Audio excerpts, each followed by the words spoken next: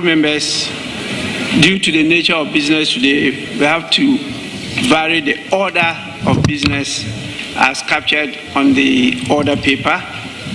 And so I want to call on you to let us start with order paper addendum. Order paper addendum.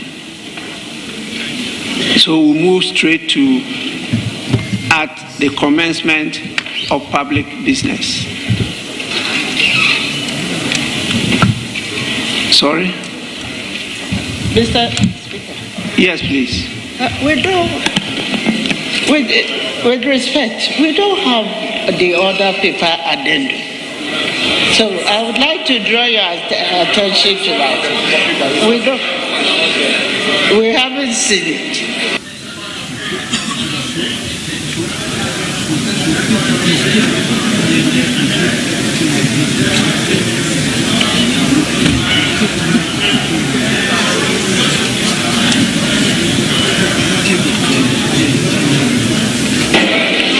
Honorable members, please, we are still in transition, so some not numbered 1 is just order paper addendum.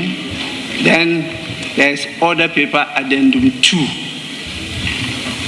So we'll start with the order paper addendum. Yes, please, Majority Leader. Yeah, Mr. Speaker, so we'll take item 1 on the order paper addendum.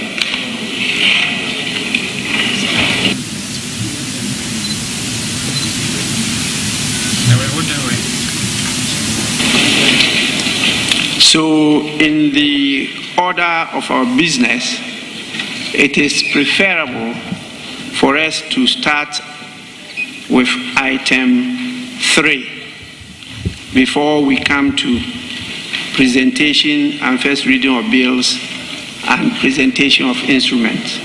Yes, Deputy Minority Leader. Thank you, Mr. Speaker. Mr. Speaker, I think I whispered something in your ear that we would like our Chief Whip to make a statement before we take that agenda. Thank you. Yes, you are right. You whispered to me that you have a short statement you want to make to draw our attention to something. So please, may I listen to the Minority Chief Whip? Speaker, I'm grateful for your kind indulgence. Speaker, I say there's a lot of pain,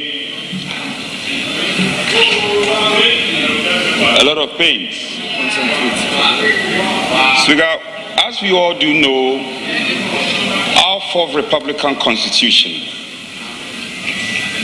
is the most sustained constitution in our body politics and history as a country. So, Speaker, increasingly, electoral violence is increasingly... Wait.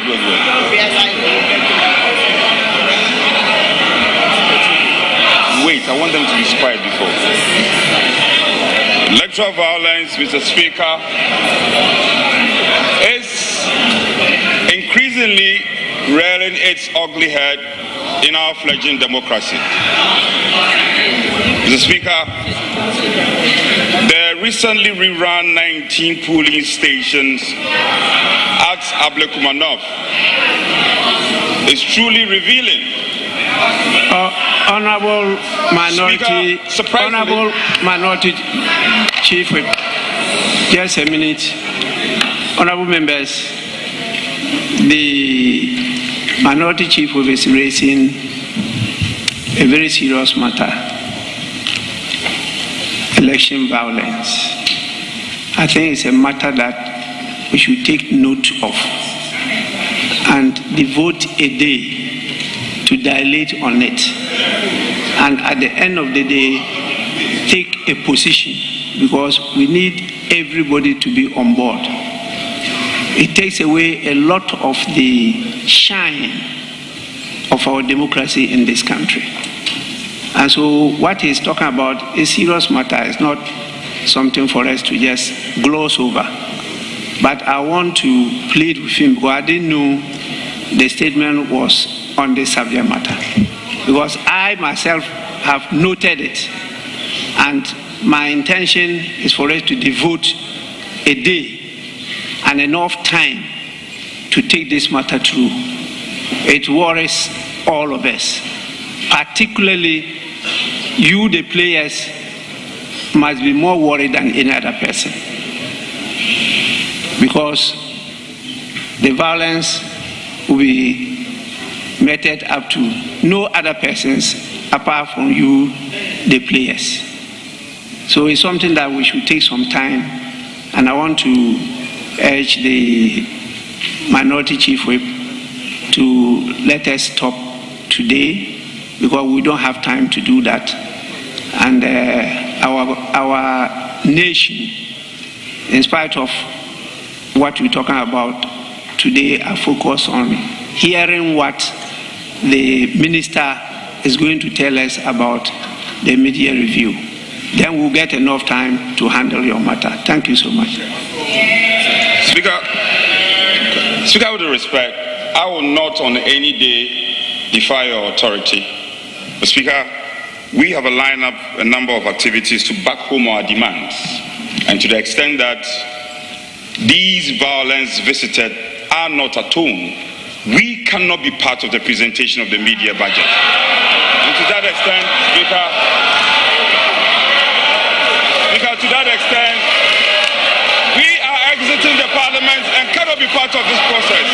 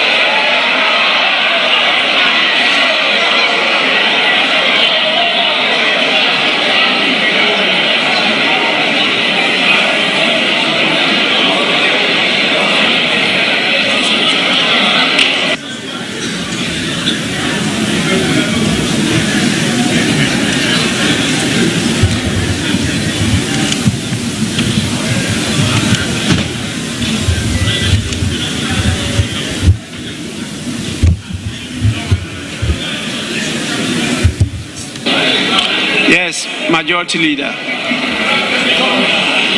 Thank you very much, Mr. Speaker. This side of the House definitely agrees that electoral violence is not something that any of us should countenance.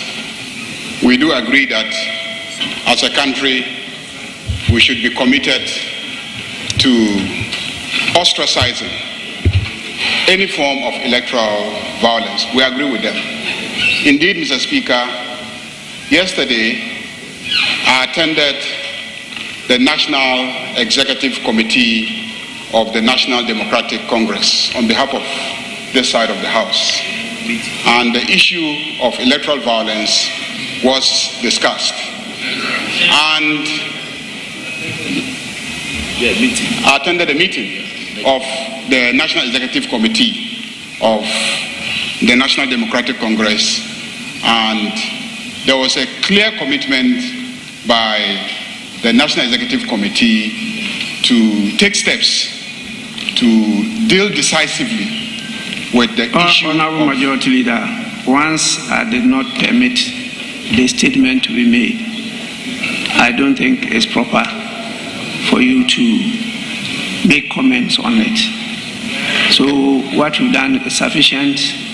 Let's move on to business and do what is proper for today. Yeah. As I said, we'll have another day to discuss this matter. Yeah, Mr. Speaker, I agree with you. Just one last No, sentence. but it will not be fair that after I've stopped you, Yes. I allow you to make comments on it. Unfortunately, Mr. Speaker, we couldn't stop them from walking out. No. We couldn't stop them from walking out. Well, and the whole nation has seen them walk whether out. it's fortunate or unfortunate, that's a different thing altogether. Let's go on with today's business. That is so, Mr. Speaker. Please. Except that I will land. There's no except. There's no except. Okay, Mr. Speaker. So we will take item number 3 on the addendum order paper. Yes, honorable members, before we do that, let me just acknowledge the presence of our August visitors from a number of our schools and other institutions. We have over 32 students from the Boma Senior High School, led by the headmaster of the school in the person of George Ampofo.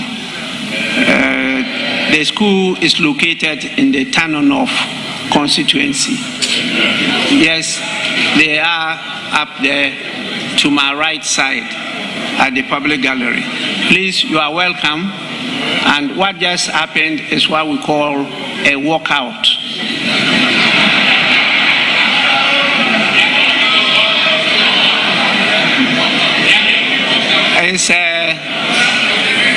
It's part of the practice of democracies all over the world. When sometimes you disagree strongly with an issue, you walk out. After they finish with that item, you walk in and continue. When you boycott, you just don't attend at all. Then that one will be a boycott. But this one, they were present and they did a walkout. It doesn't prevent business from going on. Once you have the quorum to transact business, you have to go on. If you have the numbers to take a decision, you proceed with that. Okay. So please, you are warmly welcome, and even though you have been welcome with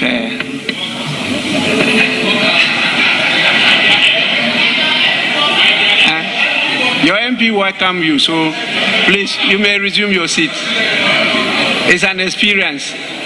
I'm sure you never forget of it. Yes, we have 41 students also from Sewa Kese Girls Senior High School, also from Tano North. They are led by the head mistress of the school, in the person of Margaret Anane Ajay. They are also to my right, you know, and one common thing about them, they are beautifully attired, you know. Both institutions, they are well dressed. I hope you get time, even though he walked out, to take a picture with him. Please, you are welcome. You may resume your seats. We have students from the University Practice Senior High School, led by the teacher, Mr. Andrews Amo Smith. The school is located at the Cape Coast North constituency, and there are 36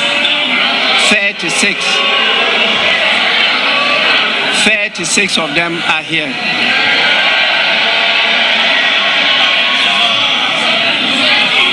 You are warmly welcome. Kindly resume your seat. You are lucky your MP didn't walk out. We have also from the Jamase Pentecost Child Development Center. There are 55 in number, and they are led by the director of the center in the person of Magdalene Kobla. This center is located in the Afija-Sechere East constituency. 55 of them are here. I, in the absence of your MP, welcome you to the house. But as I advised, please, it's a good opportunity to have a shot with the MP. I'm sure he'll be waiting outside for you. Honorable members, you may resume your seats. We also have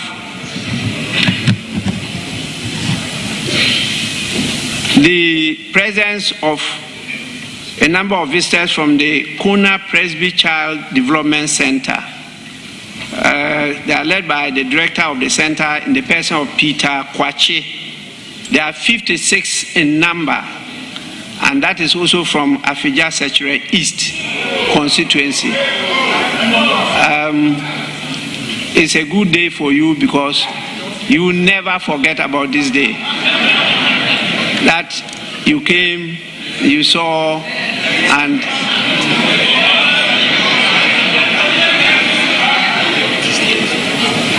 the House has warmly welcomed you, and particularly they are dressed in a branded uniform with some designs, very unique designs.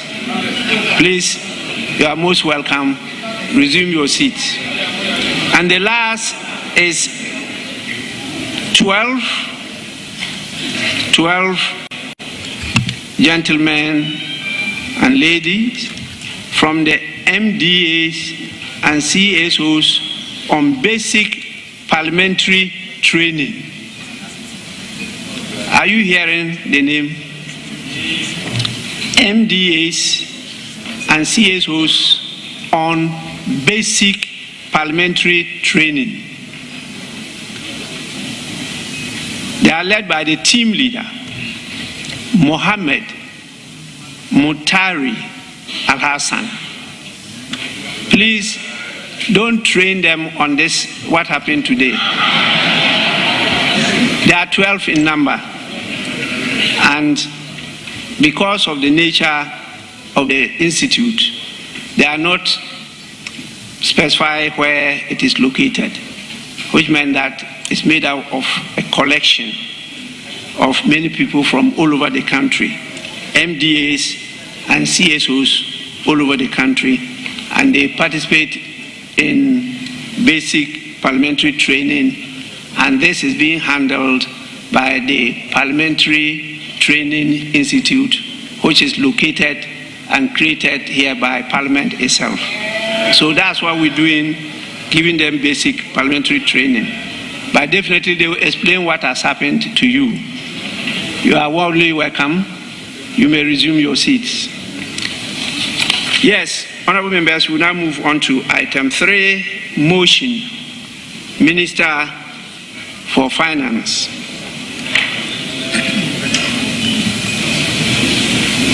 Majority Leader, you may usher in the Minister for Finance to move the motion.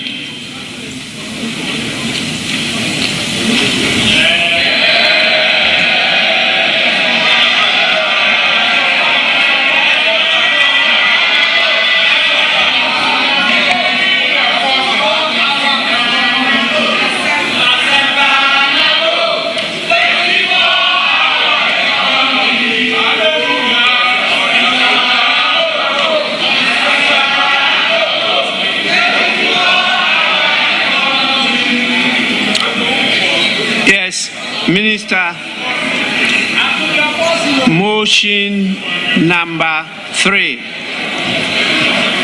that this Honorable House approves the mid-year fiscal policy review of the budget statement and economic policy of the Government of Ghana for the 2025 financial year.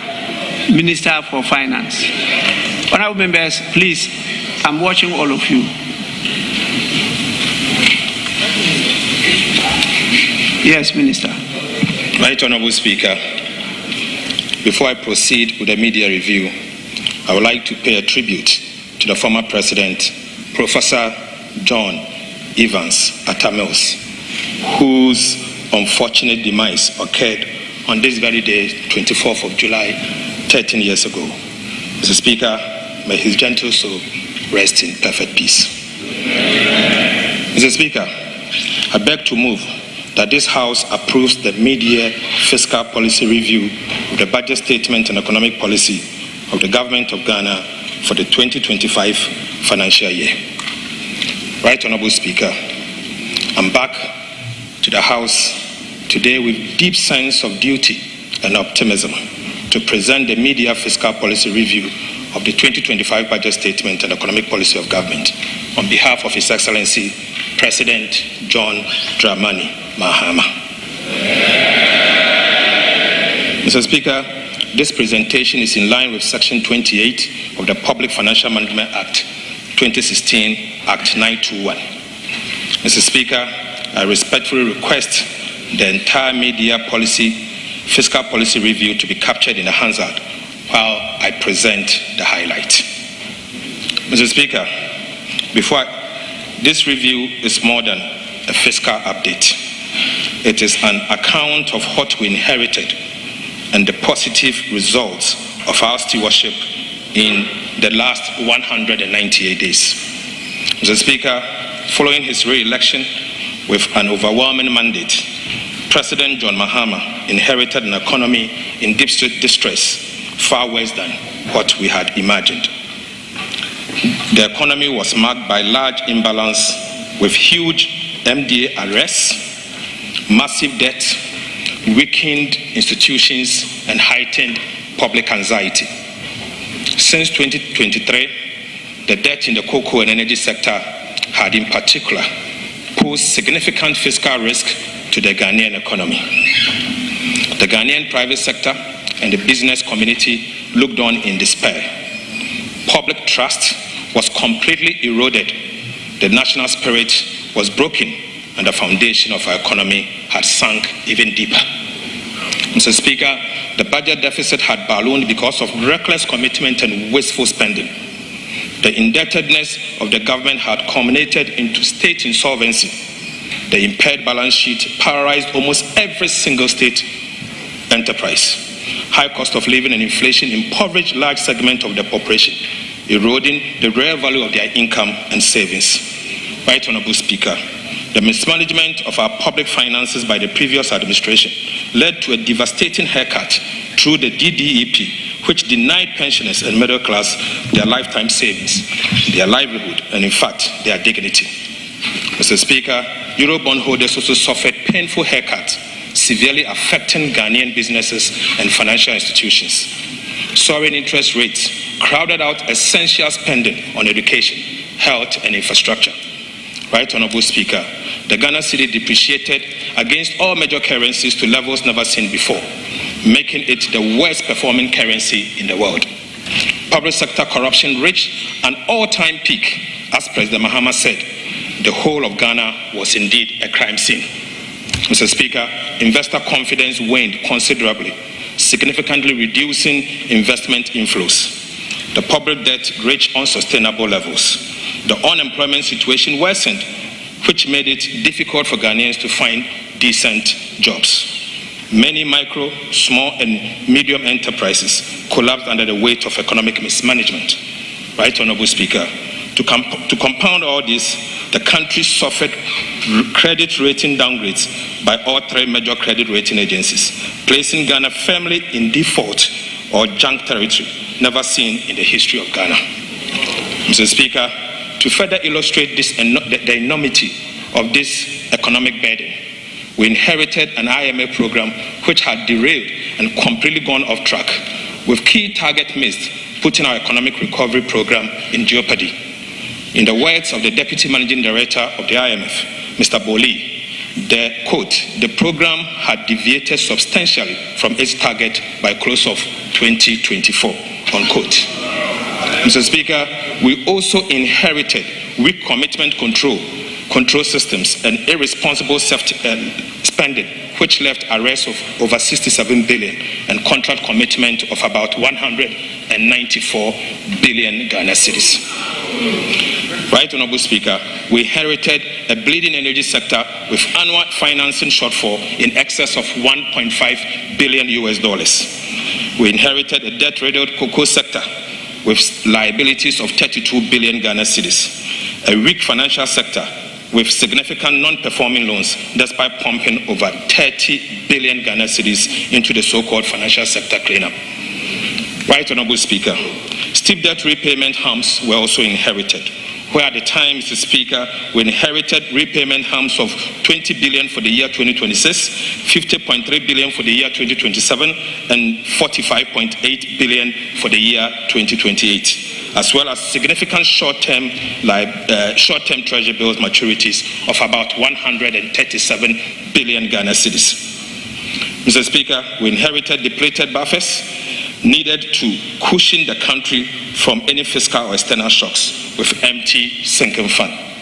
And Mr. Speaker, we inherited stored projects, about 55 of them tied to bilateral debt restructuring, with about $3 billion in undisbursed loans. Mr. Speaker, the root of our 2022 economic crisis can be traced directly to an overbearing fiscal dominance, marked by reckless spending and corruption, compounded by poor leadership of the previous NPP administration. Mr. Speaker, the worsened fiscal situation spilled over into the monetary and external sector, causing a rapid depreciation of the Ghana cedis. The monetary financing by the central bank reached an all-time high, driving inflation to levels never seen in decades. Mr. Speaker, there was a complete lack of coordination between the Ministry of Finance and the Bank of Ghana, signaling the highest level of incompetence in the management of our economy. Mr. Speaker, in the face of all this dire inheritance bequeathed by the Kufuor-Bawumia administration, the government of President John Dramani Mahama made a conscious decision not to make excuses, but to reset our country. We chose the path of structural reforms and transformation. We set out to reset our economy, restore good governance, and policy credibility.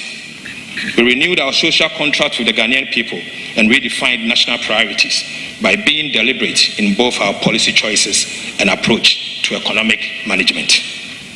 At the very onset, we organized the National Economic Dialogue and the National Education Forum.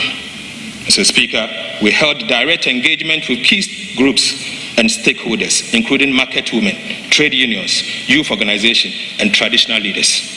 Mr. Speaker, you may recall that clear policy measures were outlined in the 2025 budget presented to this House in March this year. In our new economic model, Mr. Speaker, we tightened fiscal discipline without compromising social spending.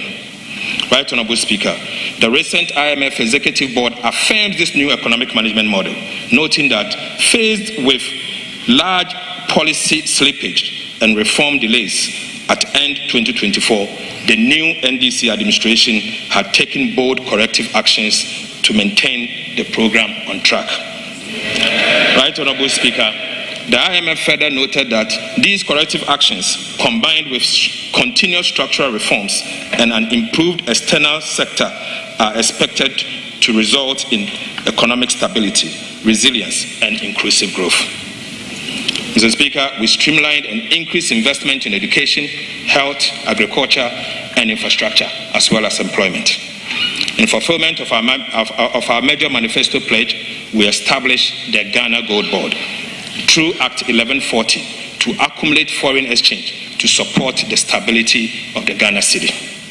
We have restored coordination between the Ministry of Finance and the Bank of Ghana to ensure a cohesive and integrated approach to economic policy making across relevant institutions. Mr. Speaker, in less than 200 days, we have brought back clarity, certainty, stability, and purpose to our economic policy direction. Right Honorable Speaker, we have made significant progress. The signs of recovery are obvious, evident, noticeable, visible, tangible, and they are being felt. Mr. Speaker, Ghana's fiscal position has significantly improved.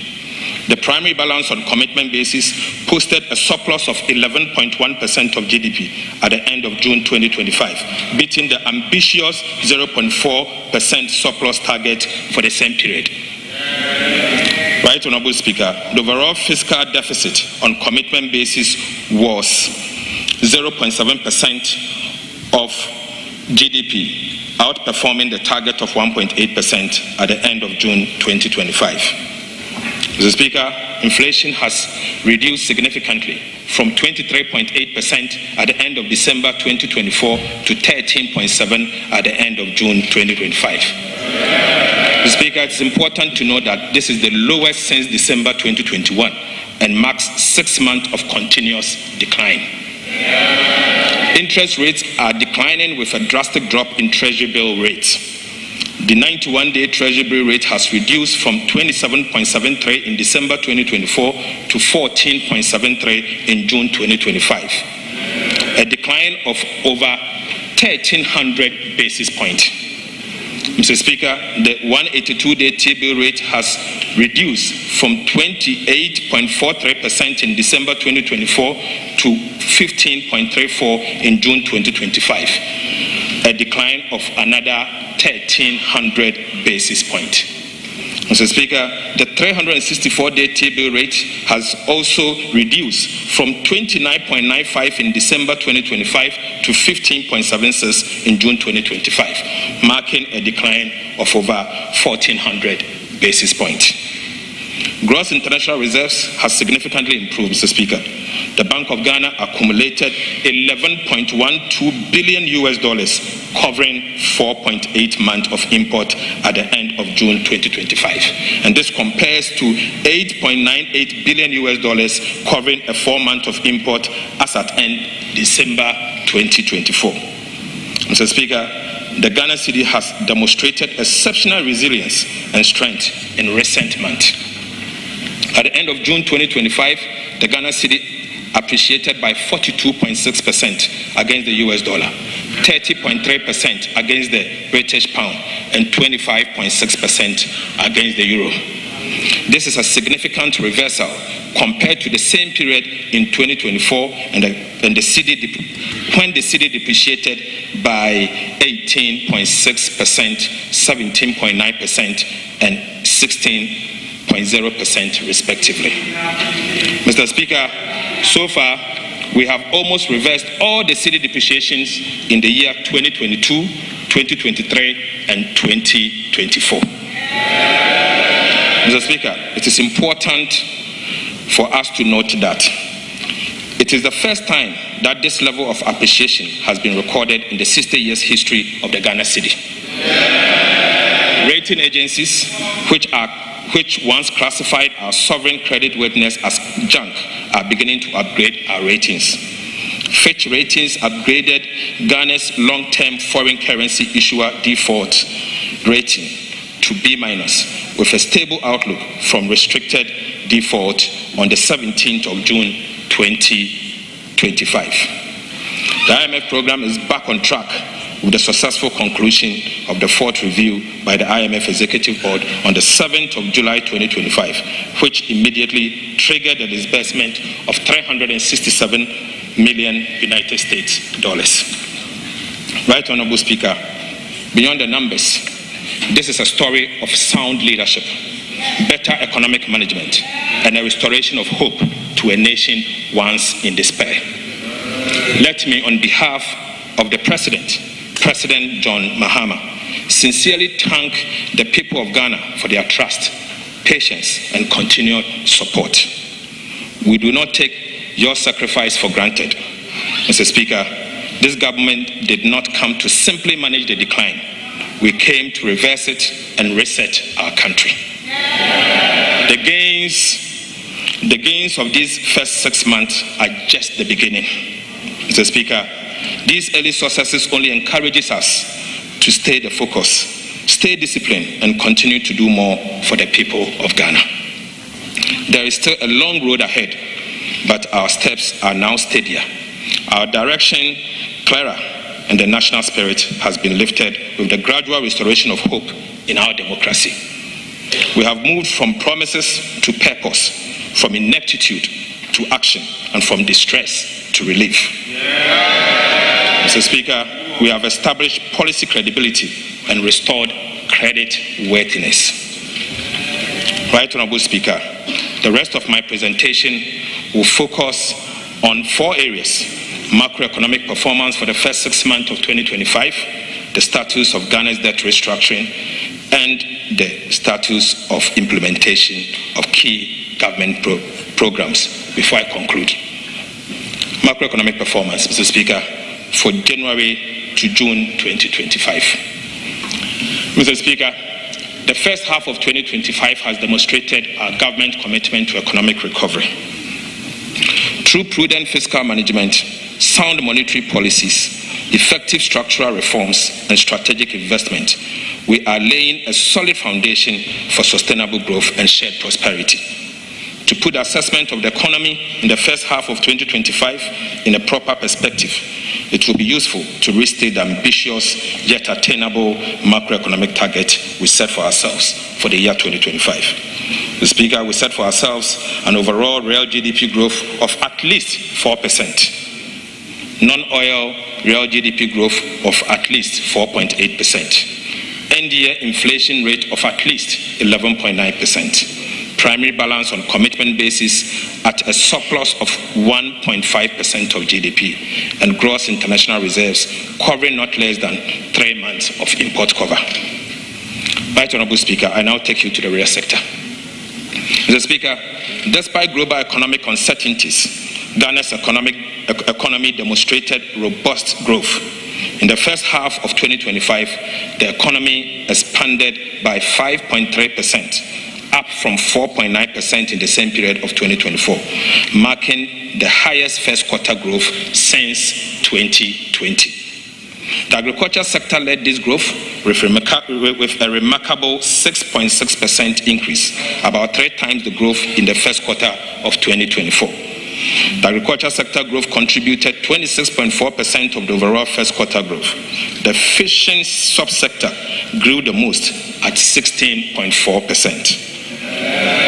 Mr. Speaker, the service sector constituting the largest share of the economy of 46.8% grew by 5.9% and contributed 47.9% to the overall first quarter growth, with information and communication technology leading the growth in the sector at 13.1%. Industry grew by 3.4% in the first quarter of 2025, contributing 20.6% to the overall first quarter growth.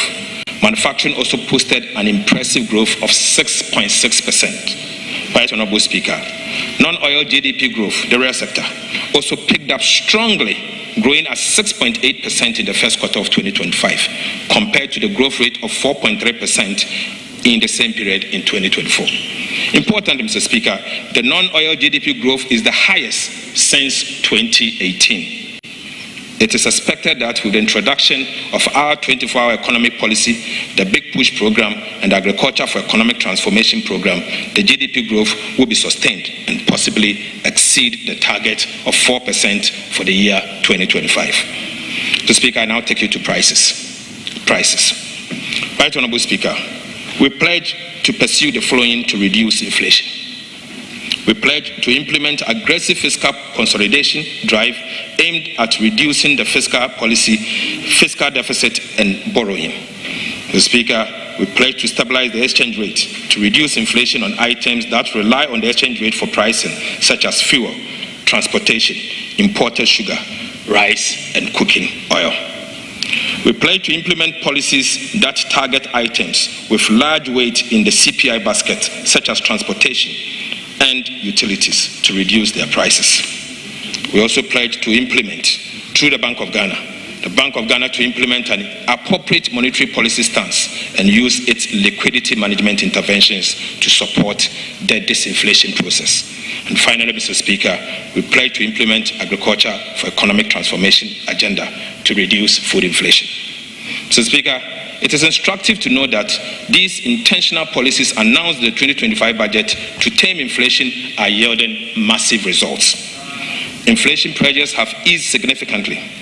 The drastic fall in inflation is not by chance or sheer luck, but as a result of hard work and deliberate government policies. Mr. Speaker, consumer price inflation has reduced from 23.8% in December 2024 to 13.7% in June 2025. This represents a massive 10.1 percentage point decline. Similarly, producer price inflation saw a sharp decline from 26.1% in December 2024 to 5.9% in June 2025, representing a steep decline of 20.2 percentage points in just 6 months. So, Speaker, food inflation declined from 27.8% in December 2024 to 16.3% in June 2025, represented an encouraging 11.5 percentage point reduction. Non-food inflation also declined from 20.3% in December 2024 to 11.4% in June 2025, representing 8.9 percentage point reduction. Inflation for locally produced goods and services declined from 26.4% in December 2024 to 14% in June 2025. Right, Honorable Speaker, inflation for imported items decreased from 18% in December 2024 to 12.5% in June 2025. These improvements are reflective of the effective fiscal consolidation, tight monetary policy, strong central bank reserves, and the appreciation of the Ghana cedis. Mr. Speaker, with this trend, we are focused and determined to achieve our end December 2025 inflation target of 11.9% ahead of schedule. Mr. Speaker, let me assure this House and the people of Ghana that things can only get better in the coming days. Mr. Speaker, I now take you to interest rate movement. Interest rates have declined, reflecting improved macro conditions. Mr. Speaker, the 91-day Treasury bill rate has reduced by 13 percentage points from 27.7% in December 2024 to 14.7% in June 2025. Similar trends were observed in the 182 days and the 364 days bills.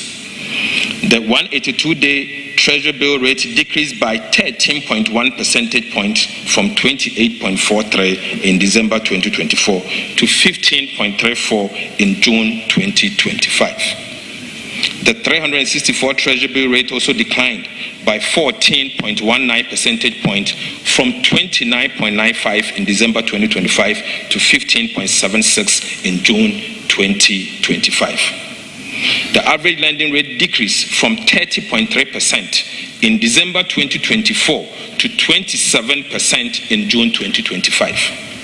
Right, Honorable Speaker, the Ghana reference rate fell from 29.31% in December 2024 to 24.0% in June 2025. So, Speaker, things can only get better. Right, Honorable Speaker, we have indeed saved 4.9 billion Ghana cedis on domestic interest payment as at end June 2025 due to our prudent debt management policy. Mr. Speaker, I now take you to fiscal performance. Mr. Speaker, our fiscal discipline has yielded the needed and remarkable results so far. We have delivered below target deficit on both cash and commitment basis. We have delivered a greater than anticipated primary surplus, the core fiscal anchor. We have delivered a strong expenditure and commitment control. We have delivered robust tax revenue performance. Mr. Speaker, provisional data shows that the primary balance on commitment basis, the fiscal anchor, as at end June 2025, recorded a surplus of 1.1% of GDP, surpassing the target surplus of 0.4% of GDP set for the same period. The overall fiscal deficit on commitment basis was a deficit of 0.7% of GDP, better than the deficit target of 1.8% of GDP. Mr. Speaker, on cash basis, the overall balance recorded a deficit of 1.1% of GDP. This is significantly better than the projected deficit target of 2.4% of GDP. The primary balance on cash basis turned surplus at 0.7% of GDP against a projected deficit of 0.2% of GDP. The non-oil tax revenue, net, exceeded target by about 787 million Ghana cedis. Corporate income tax exceeded target by 555.3 million, representing 2.9% above target. Mineral royalties exceeded its target by 143 million. Mr. Speaker, unfortunately, import duties fell short of target by 1.6 billion. Expenditures were contained at 109.7 billion Ghana cedis, or 7.8% of GDP. This was 14.3% below the program amount of 128 billion, or 9.1% of GDP, reflecting strong expenditure control. Mr. Speaker, primary expenditure on non-interest expenditure on commitment basis amounted to 84.3 billion, or 6.0% of GDP. This is an improvement of about 13.3 billion over the target of 97.5 billion, which is 7% of our GDP. Mr. Speaker, interest payment amounted to 25.4 billion, which is 1.8% of GDP. This is below the target of 30.5 billion, which is 2.2% of GDP, and this was mainly due to lower domestic interest payment. Domestic interest payment amounted to 21.6 billion against a target of 26.5 billion, representing a reduction of 4.9 billion Ghana cedis, mainly on account of lower than planned domestic borrowing and a decline in the T-bill rates. Mr. Speaker, external interest payment amounted to 3.8 billion Ghana cedis against a target of 4 billion, due mainly to the appreciation of the Ghana cedis. Other expenditure, mainly comprising energy sector levies, transfers and energy sector payment shortfalls, amounted to 11.4 billion Ghana cedis, or 8% of GDP. This was 12.7% below the target of 13.1 or 0.9% of GDP for the same period.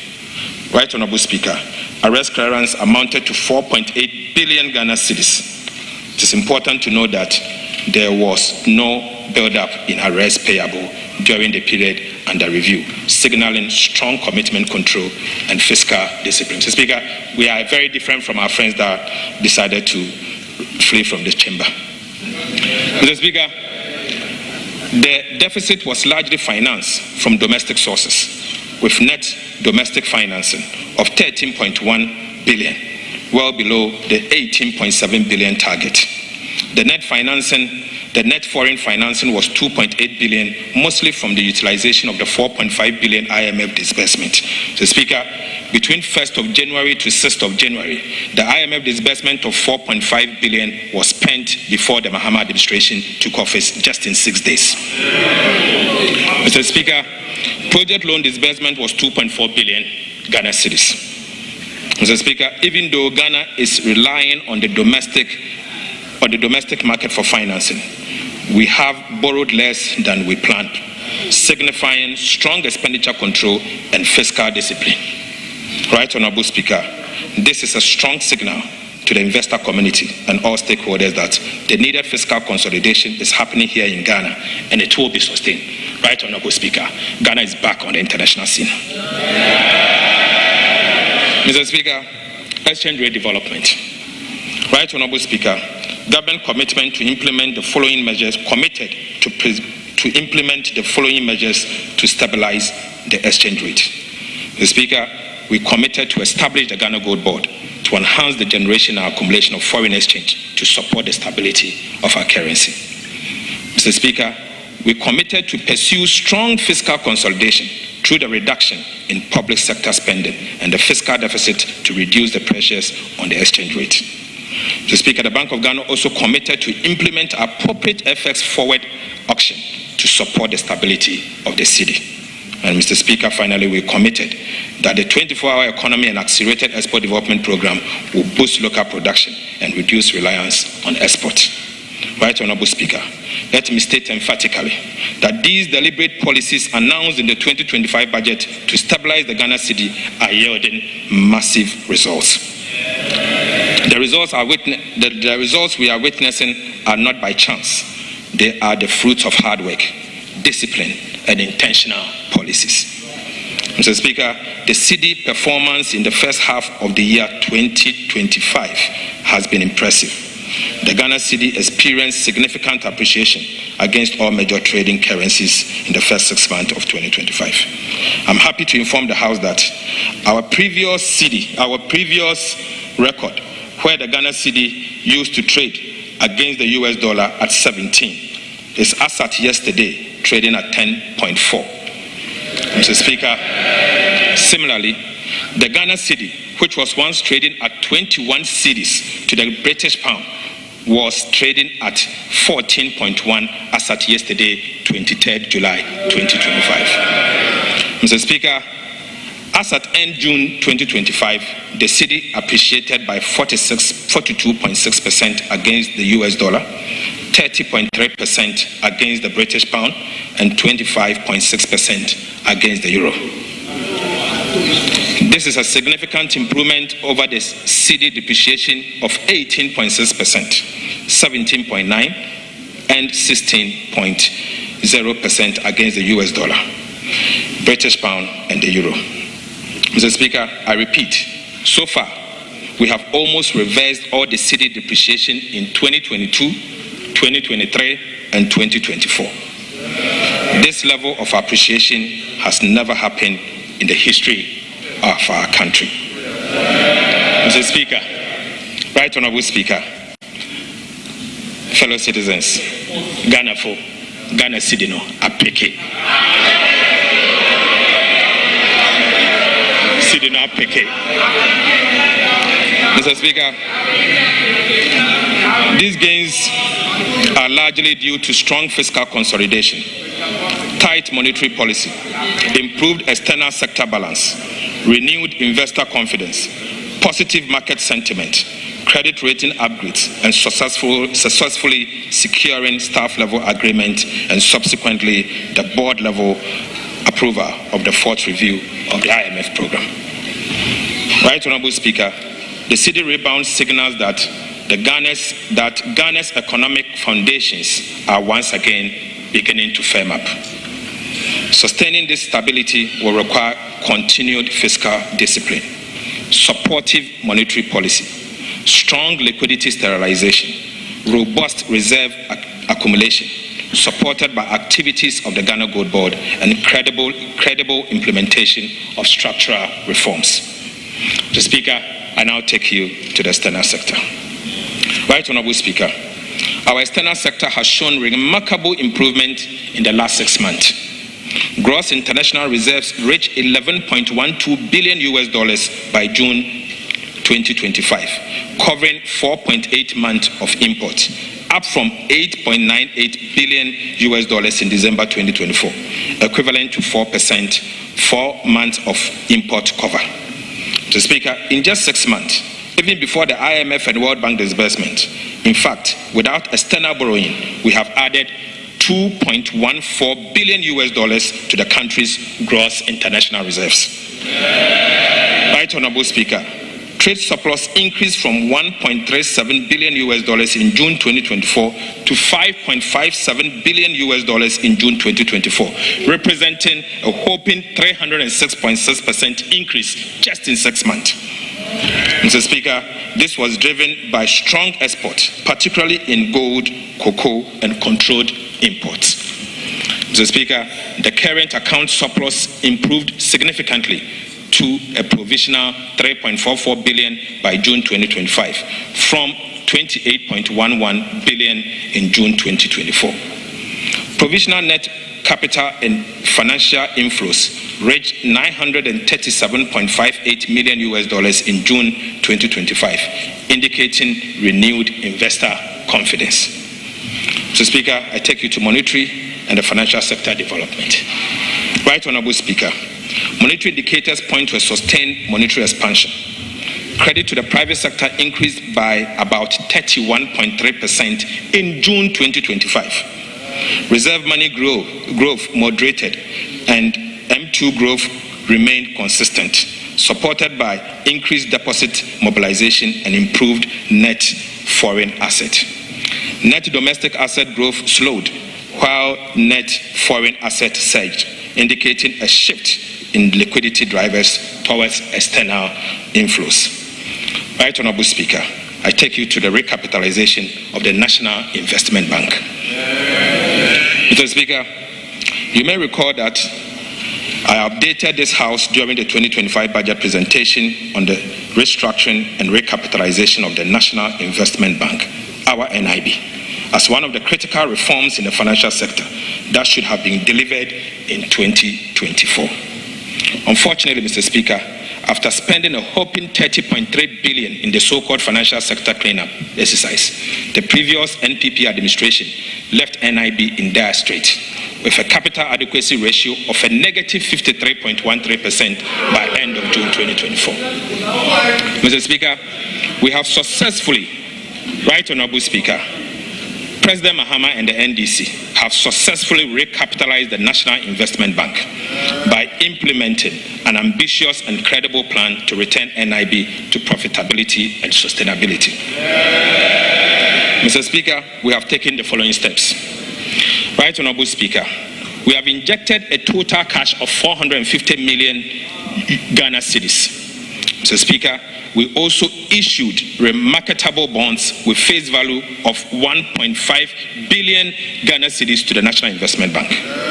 Mr. Speaker, we transferred 500 million Government of Ghana shares in the Nestle Ghana Limited to the National Investment Bank.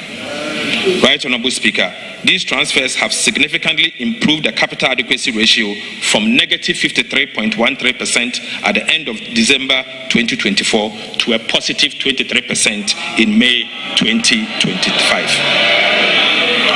Mr. Speaker, by taking these major steps, we have preserved depositors' fund valued at 6.4 billion Ghana cedis. We have also saved over 900 direct jobs at the National Investment Banks. Mr. Speaker, we have preserved an indigenous Ghanaian bank. But Mr. Speaker, let me say this. Unlike the previous administration, we chose to spend to save a bank than spend to collapse a bank. Right Honorable Speaker, we have also prepared a forward-looking, overarching restructuring plan for the National Investment Bank to put the bank on a sustainable path of profitability. The plan also aims to enhance board independence and objectivity, strengthen risk management, promote accountability and transparency, prevent insider dominance, and improve strategic decision-making. Mr. Speaker, this plan will, among others, strengthen corporate governance framework and systems, improve enterprise risk management and controls, establish a modern business model, revamp operational strategy, improve financial performance, institute and enhance supervisory measures, and eventually we will list the NIB on the Ghana Stock Exchange. Right Honorable Speaker, NIB now has a total paid up capital of 3.4 billion Ghana cedis and a capital adequacy ratio of 23%. Mr. Speaker, on behalf of the President, I want to use this opportunity to assure the people of Ghana and depositors that our indigenous bank, the National Investment Bank, is now prime for business. More importantly, Mr. Speaker, NIB is back. NIB is now liquid. NIB is now safe. NIB is fully capitalized. Mr. Speaker, we therefore encourage all and sundry to do business with the revitalized National Investment Bank, NIB. Mr. Speaker, I now take you to credit ratings. Credit ratings. Mr. Speaker, the progress we are making in our economic reforms and debt restructuring effort has been recognized internationally. On the 16th of June 2025, Fitch Rating upgraded Ghana's long-term foreign currency issuer default rating to B-, with the stable outlook from restricted default, the first time since 2021. Fitch cited significant exchange rate appreciation, declining debt levels, strong nominal GDP growth, increased reserve accumulation, and normalized relationship with external creditors as key drivers. Right Honorable Speaker, to sustain these gains, we will, among others, do the following. We'll maintain fiscal discipline through continued implementation of prudent policies to promote fiscal and debt sustainability. We will continue the aggressive revenue mobilization by strengthening tax collection systems and broadening the tax base to increase domestic revenue without overburdening the citizens. Mr. Speaker, we will accelerate structural reforms in public financial management, including transparency and accountability measures to improve efficiency and reduce corruption. Mr. Speaker, we will strengthen monetary policy framework, and the central bank will lead this to complement the effort that we are doing. Mr. Speaker, we will diversify the economy through investment in sectors beyond traditional export to reduce the vulnerability to commodity price shocks and continue to maintain strong relationship with our international financial institutions and development partners to support ongoing reforms and assess technical assistance. Mr. Speaker, it is expected that other rating agencies, namely S&P and Moody's, will follow suit, given the remarkable progress we are making in ensuring economic stability and promoting inclusive growth. Right Honorable Speaker, this is just the beginning. We are determined to do better than B-. Ghana indeed deserves better than B-. Right Honorable Speaker, I now take you to fiscal policies and give you an update. Mr. Speaker, I start with VAT reforms. Mr. Speaker, in the 2025 budget statement, we reaffirmed our commitment to the people of Ghana and the business community to undertake comprehensive value-added tax reforms this year. These reforms are aimed at addressing the distortions and cascading effect inherent in the current VAT structure. To support this effort, we also committed to seeking technical assistance from the International Monetary Fund, the IMF, and engage the people of Ghana. Mr. Speaker, I'm pleased to report that we have successfully completed our engagement with the IMF. Currently, the Ghana Revenue Authority, together with the Ministry of Finance, is undertaking a nationwide consultation process to sensitize key players in the trade and business sector on the VAT reform and solicit feedback from them. Right Honorable Speaker, the Ministry of Finance hopes to complete this process by September 2025, prepare a new VAT bill by October 2025, and submit same to Parliament as part of the 2026 budget statement. Mr. Speaker, I would like to reassure the people of Ghana that at the minimum, the following will happen as part of the VAT Act. Amendment Bill. Mr. Speaker, COVID levy will be abolished. The effective VAT rate will be reduced. The punitive cascading effect of the GET Fund and NHIS levy will be removed. VAT flat rate will be removed. And a unified VAT rate will be implemented. The VAT registration threshold will be increased to exempt small and micro businesses, and compliance will be improved through public education, awareness creation, and the introduction of fiscal electronic devices will be deployed. So, Speaker, I now take you to expenditure measures as part of the fiscal. Right Honorable Speaker, as part of the fiscal consolidation strategy, we have taken measures to sanitize public sector payroll and rid it of ghost names. Subsequently, we engaged the Ghana Audit Service to undertake a nationwide payroll audit across all 16 regions of the country. So, Speaker, the Audit Service has completed 91% of the payroll audit. So far, the audit service has not been able to identify or verify over 14,000 workers. Mr. Speaker, again, they have identified 53,311 separated staff on the payroll. Mr. Speaker, separated staffs are staff who are either on retirement, reassigned, terminated, or are on leave without pay, or deceased, and yet remain on government payroll. Mr. Speaker, the audit service expects to recover a minimum of 150.4 million of unearned salary from the separated staff over 2023 and 2024 period alone. Right, Honorable Speaker, going forward, we will enforce the monthly payroll validation process and strictly apply sanctions to all who validate ghosts for payment of salaries. Mr. Speaker, let me use this opportunity to strongly caution those who validate ghosts across the public service that they will be personally liable for the loss of public funds. Mr. Speaker, let me repeat. Let me use this opportunity to strongly caution those who validate ghosts across the public service that they will be personally liable for the loss of public funds. Right, Honorable Speaker, the Ministry of Finance will continue to monitor this payroll and put in place measures to prevent ghosts on the payroll going forward. Mr. Speaker, I now give you an update on the arrears payable audit that we did. Mr. Speaker, in the 2025 budget, we announced the launch of an audit of arrears and payables as at end December 2024. The Ghana Audit Service partnered with EY and PwC to undertake this audit.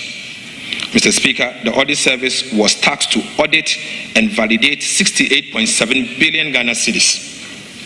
Mr. Speaker, 68.7 billion Ghana cedis. So far, Mr. Speaker, 87% of the audit has been completed. Results show so far are as follows. Mr. Speaker, a total of 28.3 billion Ghana cedis has been validated for payment. Mr. Speaker, 27.3 billion is pending validation as we speak. Right, Honorable Speaker, an amount of 3.6 billion Ghana cedis has been rejected because of errors, duplication, and non-compliance with PFM and procurement rules. Mr. Speaker, of this amount, 562.6 million is without adequate supporting document. Mr. Speaker, the outcome of this audit will blow your mind. Blow your mind. Mr. Speaker, the audit is expected to be completed by end of August 2025. Once finalized, we will update the House on the findings and outcomes. Mr. Speaker, I now take you to update on the IMF program. Update on the IMF program. Right, Honorable Speaker, Ghana remains on track on the implementation of the IMF program. A staff-level agreement was reached during the fourth review mission in April 2025, and we received executive board approval on the 7th of July 2025. This unlocked $367 million disbursement, bringing the total disbursement under this program to $2.3 billion. The fifth review, which is scheduled for September 2025, will be based on June 2025 data. Mr. Speaker, I'm comfortable that Ghana is on course to achieve most of the targets for the fifth review. Mr. Speaker, I now take you to public debt development. Public debt development. Right, Honorable Speaker, our commitment to fiscal discipline through prudent debt management and exchange rate appreciation has resulted in a significant improvement in Ghana's debt profile. Public debt reduced from 726.7 billion as at end December 2024 to 613 billion as at end June 2025. Mr. Speaker, Ghana's public debt reduced by 113.7 billion Ghana cedis in 6 months. Mr. Speaker, for the first time in Ghana's history, there is a negative 15.6% rate of debt accumulation. Right, Honorable Speaker, Ghana's public debt to GDP ratio as at end June 2025 was 43.8% from the 61.8% of end December 2024. Mr. Speaker, Ghana's public debt as a percentage of GDP reduced by 18% of GDP in the last 6 months. Ghana's foreign debt as a percentage of total public debt declined from 57.4% as at end December 2024 to 49% by end June 2025. Mr. Speaker, this has significantly improved Ghana's debt sustainability. Mr. Speaker, I now take you to update on debt restructuring. Update on debt restructuring. Right Honourable Speaker, Government remains committed to restructuring our bilateral and commercial debt under the G20 Common Framework. On the 24th of June 2025, the House approved an indicative terms of the Memorandum of Understanding between Ghana and Official Creditors Committee. On behalf of His Excellency the President, I wish to thank this House for swift action, which has enabled Ghana to begin negotiation for the signing of bilateral agreement with each of the creditor countries. We are ready to sign the agreement with 2 countries as at tomorrow. Mr. Speaker, it is expected that 4 agreements will be signed by close of tomorrow. First will sign with France, and the second will sign with another country yet to be confirmed. Mr. Speaker, on the commercial debt restructuring, we have signed non-disclosure agreement, NDAs, with some commercial lenders, in line with the government's strong commitment to honoring its debt obligation. We have made 2 debt service payments of about $700 million to our Eurobond holders. Mr. Speaker, on the domestic front, government continues to meet its commitment towards the domestic bondholders. For the first half of 2025, a total of 9.8 billion Ghana cedis was paid to coupons to DDEP bondholders, of which 3.6 billion Ghana cedis was capitalized. Right Honourable Speaker, for non-tendered bondholders, government paid a total of 1.1 billion Ghana cedis. This was the outstanding debt service as at 2024. Mr. Speaker, for the second half of 2025, an amount of 10.2 billion Ghana cedis is due as coupon payment on the DDEP bonds and 724.1 million as debt service for the non-tendered bondholders. It is important to note that government remains committed to honoring its debt service obligation, and therefore we have made sufficient preparation towards the settlement of this debt, and bondholders should not worry, this amount will be paid in due course. Mr. Speaker, priority project under the restructured bilateral debt. Following Ghana's default on its external debt service obligation on the 19th December 2022, creditors halted disbursement of 55 bilateral projects. This resulted in several uncompleted projects dotted across the country, with a massive $3 billion in undisbursed loans. The IMF and Official Creditors Committee annual disbursement ceiling of $250 million for official creditors loan implies that it will take 12 good years to fully draw down on the undisbursed loans. Under the MOU with the Official Creditors Committee, the government of Ghana was required to submit a priority list to accommodate the $250 million annual disbursement ceiling. Right Honourable Speaker, during the presentation of the 2025 budget and economic policy of government, I informed this House that we will engage to resolve this challenge. Following the extensive engagement, government has submitted a priority list of 24 projects to the OCC and the IMF. This is expected to trigger resumption of disbursement for projects on the priority list upon the signing of bilateral agreement between Ghana and the creditor countries. We aim to ensure that all the priority projects are completed and commissioned by end 2028. Mr. Speaker, the priority projects are as follows. We are going to build a new bridge across the Volta River at Volivo. Mr. Speaker, the reconstruction of Tema Aflao Road project, phase 1. Tema motorway runabout through Ashiaman runabout to Atimpoku. The construction of 14 pedestrian bridges, Kumasi roads and drainage extension. Mr. Mr. Speaker, Power Grant Interchange and the Secondary Takoradi Township Road, Phase 1. Rehabilitation of Domekitasi Road, Obichebi Lamte Interchange, Phase 2. Bogatanga Boko Pomakrom Road, PTC Runabout Interchange Project at Takoradi. Construction of drinking water facilities in Wenchi. Secondary Takoradi water supply. Modernization of Komfo Anoche Teaching Hospital. Construction of central medical stores in Tema. Efia Nkwanta Regional Hospital in Takoradi. Bogatanga Regional Hospital. Establishment of the University of Environment and Sustainable Development at Bonsu. Establishment of 9 state-of-the-art technical and vocational education training center. And, Mr. Speaker, integrated e-learning laboratories in senior high schools. Mr. Speaker, that's not all. The expansion and development of existing senior high schools, renewable energy program, pilot photovoltaic system, Mr. Speaker, the renewable energy and energy efficiency program, and the construction of Takoradi Market. Mr. Speaker, finally, the Kumasi Central Market, Phase 2. Mr. Speaker, the main criterion for the selection of this project was closeness to completion. As a result, projects which were over 70% complete were given priority.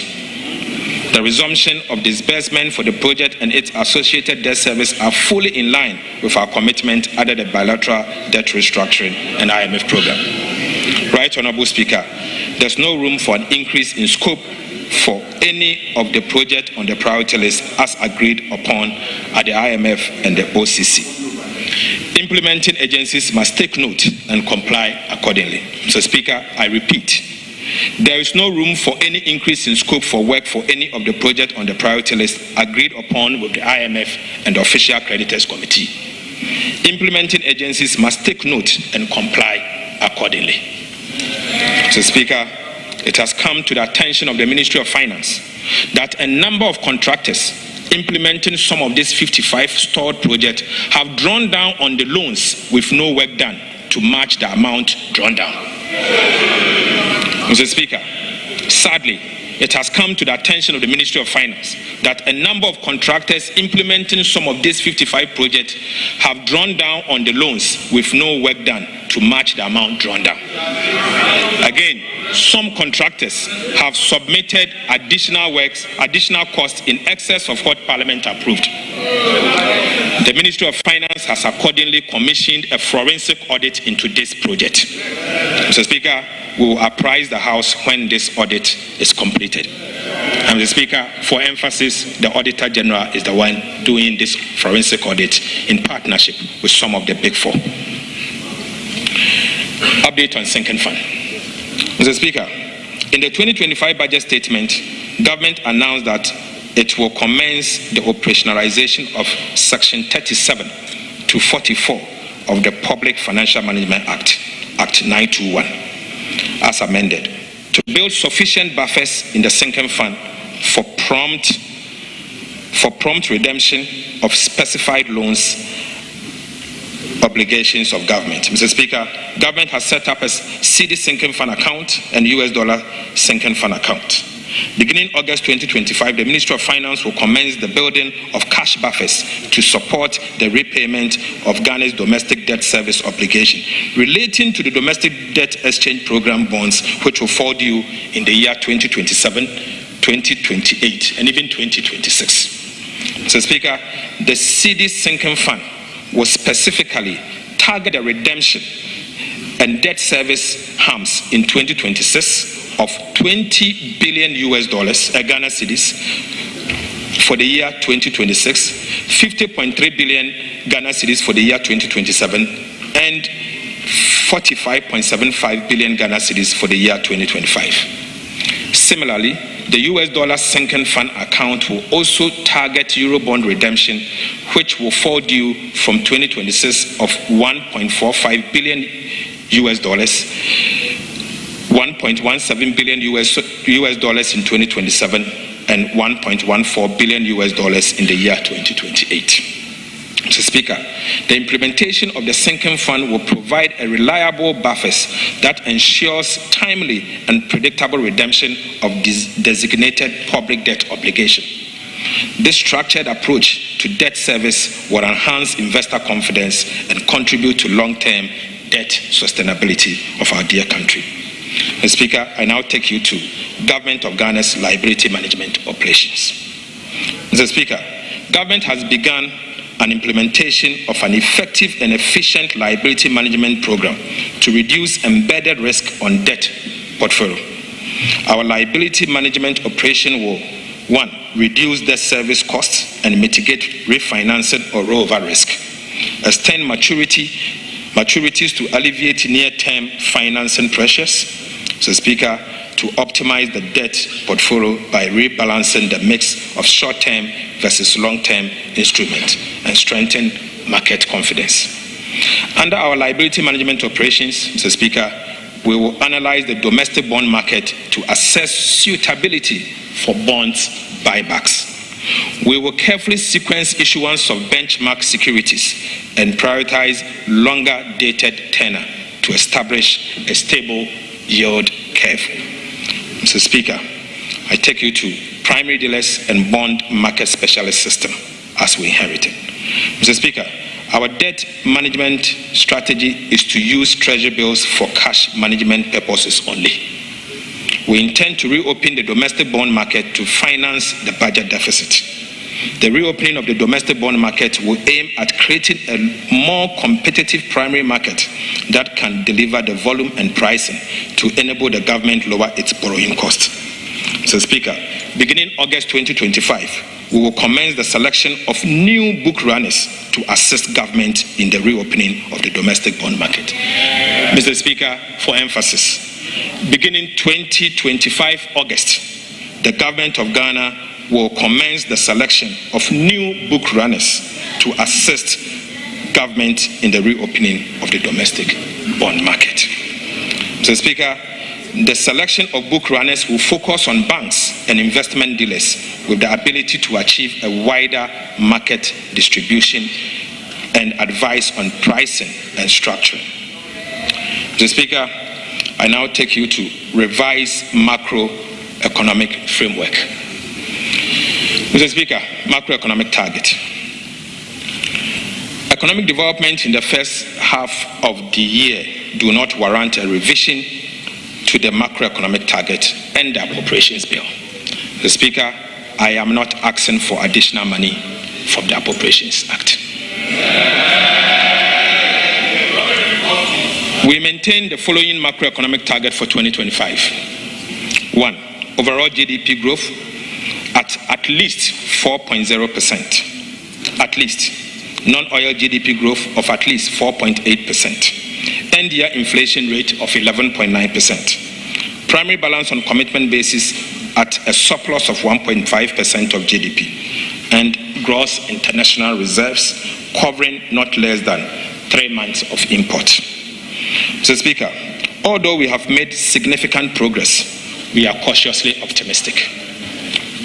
Right Honorable Speaker, despite maintaining our macroeconomic target for 2025, including the primary balance on commitment basis of a surplus of 1.5% of GDP, we are revising both revenue and expenditure projections to reflect the impact of the additional revenue from the Energy Sector Levies Amendment Act 2025, Act 1141. Revisions to revenue. Right Honorable Speaker, as a result, total revenue and grant has been revised upwards from the 2025 budget target of 227.1 billion to 229.9 billion, or from 16.2% of GDP to 16.4% of GDP. This represents a nominal increase of 1.3%. The Speaker, the additional revenue of 2.9 billion Ghana cedis will come from the increase in revenues from the amendment to the Energy Sector Levies Act. Mr. Speaker, I now take you to revisions to expenditures. Mr. Speaker, Total expenditure on commitment basis has been revised downwards from 269.5 billion from the original budget projection of 270.9 billion Ghana cedis. However, primary expenditures has been revised upwards to 209.6 billion from the original budget projection of 206.8 billion Ghana cedis. This upward adjustment reflects an increase in the allocation to support energy sector payment. Mr. Speaker, interest payments have been revised downwards by 4.3 billion Ghana cedis from the original budget projection of 64.1 billion to 59.9 billion cedis. Right Honorable Speaker, domestic interest has been revised downwards by 5.1 billion Ghana cedis, mainly on account of gains from the reduction in the treasury bill rate as a result of the implementation of our prudent debt management policies. However, external interest payments have been revised upwards by 795 million to make additional provision for debt service due on post-cut-off date disbursement made by our bilateral creditors since 2023. Mr. Speaker, energy sector payments have also been revised upwards by 2.9 billion Ghana cedis to provision for fuel purchases for power generations. Mr. Speaker, I now take you to overall balance and financing. Right Honorable Speaker, notwithstanding the revisions to revenue and expenditure, the primary balance on commitment basis remains unchanged at a surplus of 1.5% of GDP. Based on the revisions to revenue and expenditure, the following fiscal balance on cash basis improves from a deficit of 4.1% of GDP to 3.8% of GDP. I mean the fiscal balance. The overall fiscal balance on commitment basis improves from a deficit of 3.1% to 2.8%, and the projected annual borrowing needs of government reduced by 4.3 billion Ghana cedis. Simple put, we will be borrowing less by 4.3 billion Ghana cedis. Mr. Speaker, risk to 2025 budget, risk to the 2025 fiscal framework. Mr. Speaker, despite the robust fiscal performance, there are some underlying risks which pose a threat to the 2025 fiscal framework. The risks are as follows: shortfalls in customs revenue, smuggling of marine gas oil, mounting wage pressures, and pricing and award of contract in foreign currency. Mr. Speaker, I'll take them one by one. Customs revenue. Right Honorable Speaker, customs revenue recorded a significant shortfall of 1.6 billion, even though the overall revenue is doing well, representing 12.7% reduction from the first half of 2025. This performance is attributed to systemic revenue leakage at key customs collection points, particularly the Tema port and the smuggling of goods across our land borders. Mr. Speaker, these developments pose risk to the attainment of our revenue target for the year 2025. To mitigate these risks, government is implementing the following measures to address the existing operational challenges to safeguard revenue. 1, we will adopt the use of artificial intelligence, AI, to minimize human interference in revenue assessment, supporting the validation of the country of origin, as well as the accuracy of classification and valuation of imported goods. Mr. Speaker, we are rolling out advanced cargo information system to ensure that the Ghana Port and Harbours Authority, GPHA, and the Ghana Revenue Authority, the GRA, receives comprehensive shipment detail at least 24 hours prior to vessel departure from the port of origin. Mr. Speaker, this will enable pre-arrival risk assessment, reduce the need for documentation amendment, and facilitate more accurate and timely duty assessment. We will also be implementing a robust anti-smuggling surveillance program targeting both inland and maritime borders. And to those at Sankase, we are coming after you. Mr. Speaker, reviewing the institutional setup of Customs Division of the Ghana Revenue Authority, including staff mobility. Speaker, let me repeat this. We will be reviewing the institutional setup of Customs Division of the Ghana Revenue Authority, including staff mobility, to facilitate the decentralization of customs operations. Mr. Speaker, operational risk assessment to enhance transparency and accountability of staff will be enhanced. Now I will take you to the smuggling of marine gas oil, MGO. Right Honorable Speaker, tax exemptions on marine gas oil was introduced to support non-artisanal fishing fleet operating from Ghana. Over the years, the tax exemptions have created incentive to abuse and smuggling of MGO onto the open market, resulting in revenue losses estimated at nearly $500 million Ghana cedis every year. The government will withdraw the tax exemption to curb smuggling and stem the erosion of tax revenue, thereby reducing the fiscal risk to the 2025 budget. Mr. Speaker, I now take you to wages and salary, which happens to be the third risk to the budget. Right Honorable Speaker, we have seen some significant pressures on the compensation budget for the first half of 2025, mainly emanating from wages and salaries. Wages and salaries exceeded the target by 1.3 billion Ghana cedis for the first 6 months of the year. Mr. Speaker, the wage pressures were largely driven by last-minute recruitment undertaken by the previous MPP administration in the last quarter of 2024, especially in the areas of education, health, and security sector. Mr. Speaker, let me repeat. The wage pressures we are largely seeing are driven by the last-minute recruitment undertaken by the previous government in the last quarter of 2024, especially in areas of education, health, and the security sector. In addition, ad hoc reviews of conditions of service undertaken in previous years have distorted the single spine pay policy and further burdened the public wage. Mr. Speaker, the government is implementing the following measures to address this challenge. Number one, we'll conduct regular nationwide staff payroll audit to sanitize the payroll. Mr. Speaker, we will be realigning all staff from overstaffed areas and defunct MDAs to areas with critical staffing needs. Right Honorable Speaker, we will finalize the process for the establishment of the Independent Emolument Committee as part of the broader effort to reform and reset public sector pay. And finally, we will issue an executive directive mandating all MDAs to seek approval from the Minister of Finance or the Ministry of Finance before making any commitment with financial implications on the payroll. So, Speaker, pricing and award of contract in foreign currency.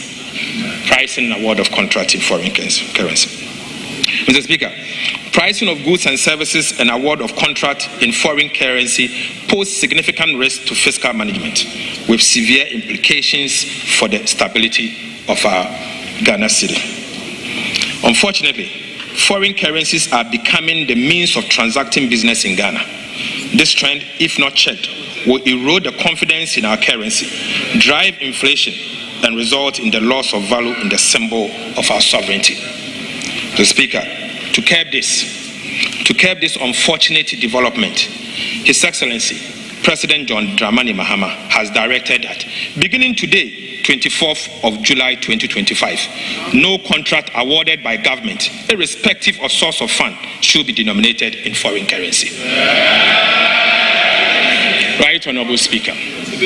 Right Honorable Speaker. To curb this unfortunate development, President John Dramani Mahama has directed that beginning today, 24th of July 2025, no contract awarded by government, irrespective of source of funding, should be denominated in foreign currency. Mr. Speaker, we also want to use this opportunity to remind the public that per the Foreign Exchange Act 2006, Act 723, companies, institutions, and individuals are prohibited from pricing, advertising, receipting, or making payment for goods and services in foreign currencies in Ghana without prior written approval from the Bank of Ghana. Right Honorable Speaker, I will take you to key policy initiatives. Mr. Speaker, I now present updates on key policy initiatives outlined in the 2025 budget. Right Honorable Speaker, since its establishment in April 2025, the Ghana Gold Board has initiated reforms to licensing regime that governs the local gold trading sector and introduced new aggregation system to effectively mop up gold from artisanal small-scale mining sector across the country. These measures have already yielded tangible economic benefits within the short period of operation of the Ghana Gold Board. In the first half of 2025 alone, gold export from the small-scale sector stood at 51.5 tons with an export value of approximately $5 billion.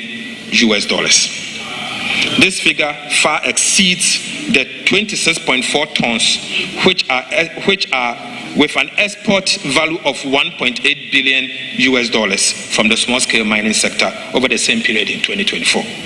Mr. Speaker, simple put, gold export in tons from the small-scale mining sector for the first half of 2025 recorded about 100% increase over what was recorded in the year 2024.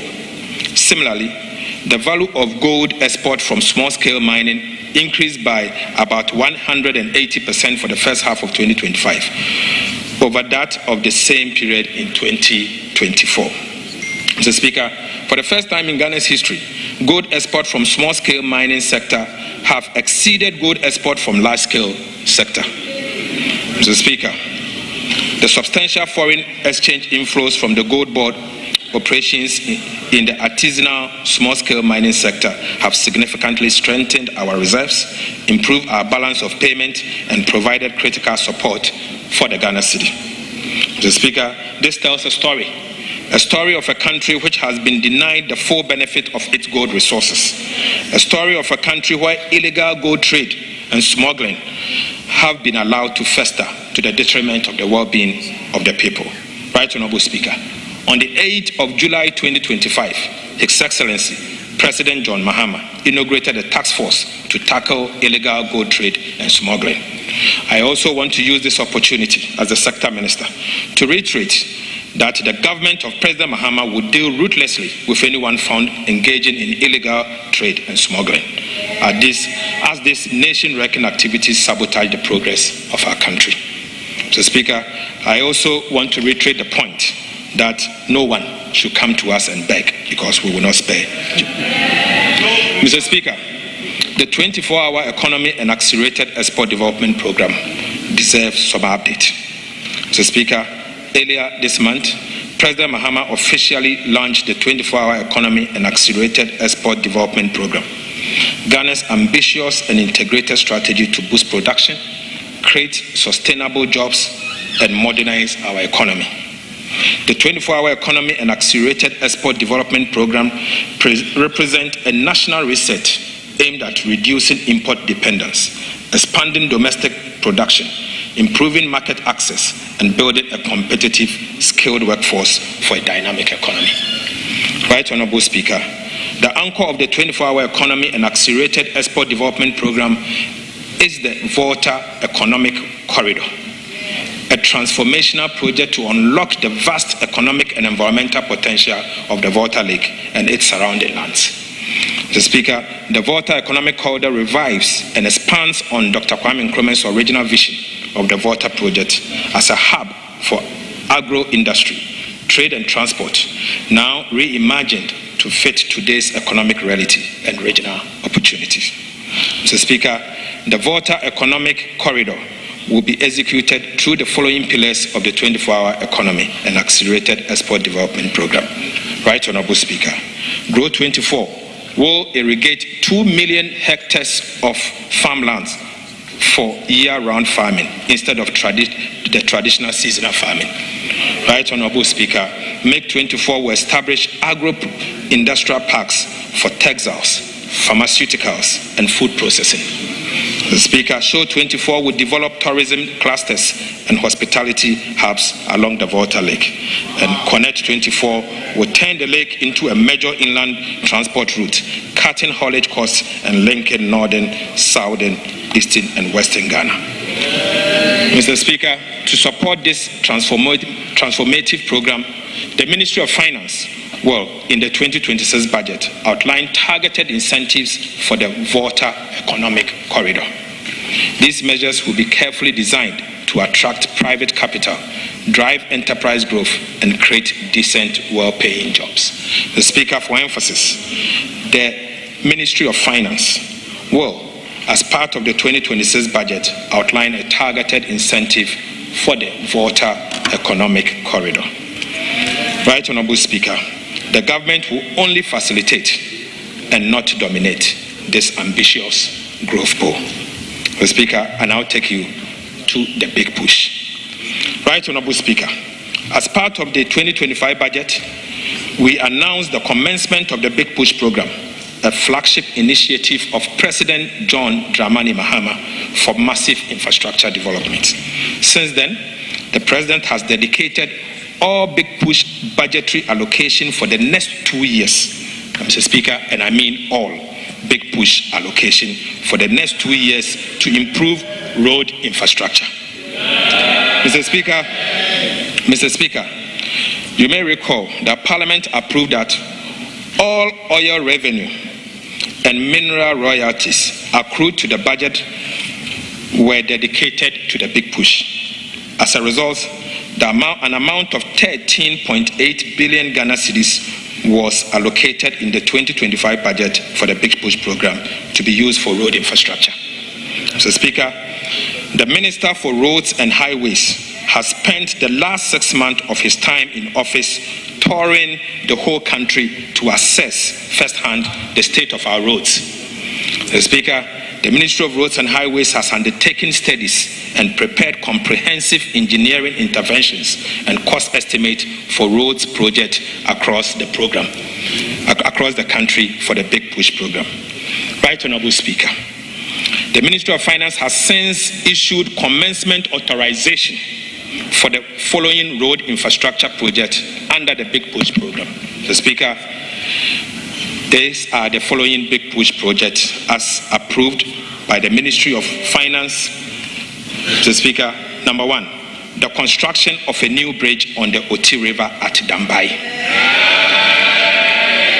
Number 2, rehabilitation of Wahan Road. 3, upgrading of Tumu Hamile Road. 4, upgrading of Tumu Han Laura Road.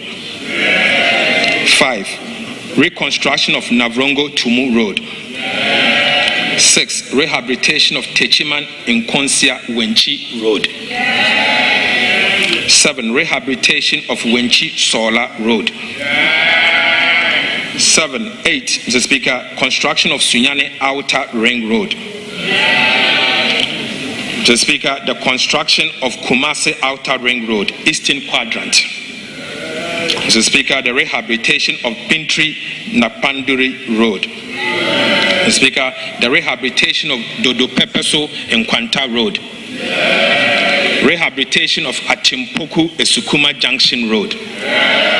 Rehabilitation of Esukuma Junction to Enyinawase Road. Right Honourable Speaker, Enyinawase to Ho Titrenu Road. Mr. Speaker, we'll be upgrading the Akosombo Jakiti Kudikope Road. Mr. Speaker, we'll be upgrading Esukuma to Enumbuso to Parliament Road. Mr. Speaker, Adome Bridge to Akomufre Road.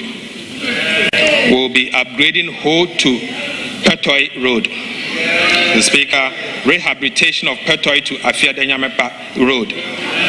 Mr. Speaker, we'll be rehabilitating Penny to Aflao Road. We will be dualizing Winneba to Mankesim Road. We'll be dualizing Cape Coast to Takrade Road. We'll be rehabilitating Mankesim Ejumako to Aguna Swedro Road. Mr. Speaker, we'll be rehabilitating Tema to Aflao Road. Construction of Dodowa to Afenya Dowenya Road. Right Honorable Speaker, we will be upgrading the Oyibi to Apollonia Afenya Road. Right Honorable Speaker, we'll be constructing the Enchi to Elubo Road. We'll also be constructing the Dadieso to Akontombra Road. We'll be upgrading the Adrefua to Osekojokrom Road. And we will be upgrading the Enchi to Kojoru Penchi Road. And finally, Mr. Speaker, we'll be upgrading the Bediakon Junction, Camp 15 to Sefi, Adobokrom Road. Mr. Speaker, as part of the Big Push program, we have also selected the following abandoned road project for which no dedicated funding was allocated for by the previous administration to be included into the Big Push program. Mr. Speaker, the project are as follows: upgrading of Kasua to Winneba Road, rehabilitation of Ofanko to Insawam Road, dual carriage. Right Honorable Speaker, dualization of Takrady to Agona Junction Road. Mr. Speaker, the construction of Swami Interchange and local roads. Mr. Speaker, we'll also be constructing the National Route 18 from Wa to Han Road. And we'll be upgrading the Tumu to Chichiliga to Navrongo, including the construction of 36-meter span reinforced concrete over the Kenyibi River and 24-meter span reinforced concrete over the Bichirunu River. Right Honorable Speaker, we will be reconstructing the Navrongo to Sandema Road. Mr. Speaker, we will be rehabilitating the Tepa to Gosu Road, rehabilitating the Hohoi to Jasikan Road, and we will be rehabilitating Nkwanta to Oti Damanko Road. We will be reconstructing the Have to Hohoi Road, and we will dualize the Adenta Dodowa Road. And Mr. Speaker, to conclude, we will reconstruct the Jenejene to Sampa Road. Right Honorable Speaker, in line with Section 33 of the Public Financial Management Act, and as part of this media fiscal review of the 2025 budget statement and economic policy, I am seeking approval for these multi-year commitments. Mr. Speaker, government has also initiated comprehensive feasibility studies for 4 projects which are currently at various stages of preparation, ensuring detailed assessment of their technical, economic, and environmental viability. Mr. Speaker, the projects are as follows. Project number 1, Accra-Kumasi Expressway on a completely new alignment. Mr. Speaker, Accra Outer Ring Road, Kumasi Outer Ring Road, and Adoso Echi Amanfo Bridge to connect the Afram Prince area. Mr. Speaker, I now take you to reorganization of the Ghana Road Fund. Right Honorable Speaker, this is not all. The government of President John Mahama has also taken a decision to remodel the Ghana Road Fund and refocus it towards road maintenance. As part of this media review, and on behalf of the government, the Minister for Roads and Highways will be laying before this House a new road maintenance trust fund bill. When approved, the Road Maintenance Trust Fund Bill will replace the Ghana Road Fund. Mr. Speaker, the Road Maintenance Trust Fund will, among others, provide for a new governance architecture, provide a formula for a fairer allocation of resources, and introduce more transparency in the utilization of road fund levy and others.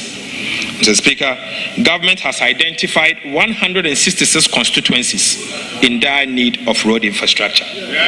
Right Honorable Speaker, the government has identified 166 constituencies in dire need of road infrastructure. In response, we have programmed to rehabilitate 10 kilometers of roads annually in each of these 166 constituencies across the country. Mr. Speaker, Mr. Speaker, Mr. Speaker,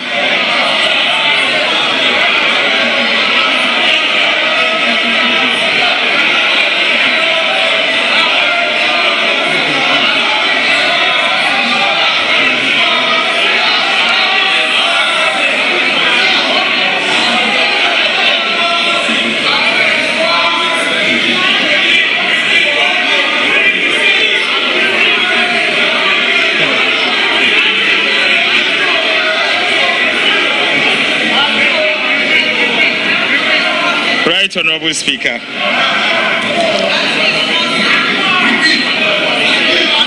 The President Mahama administration has identified 166 constituencies in dire need of road infrastructure. In response, we have programmed to rehabilitate 10 kilometers of roads annually in each of these constituencies. Mr. Speaker, this translates to about 5,000 kilometers of road to be constructed in these 166 constituencies in dire need of road infrastructure over the next 3 years.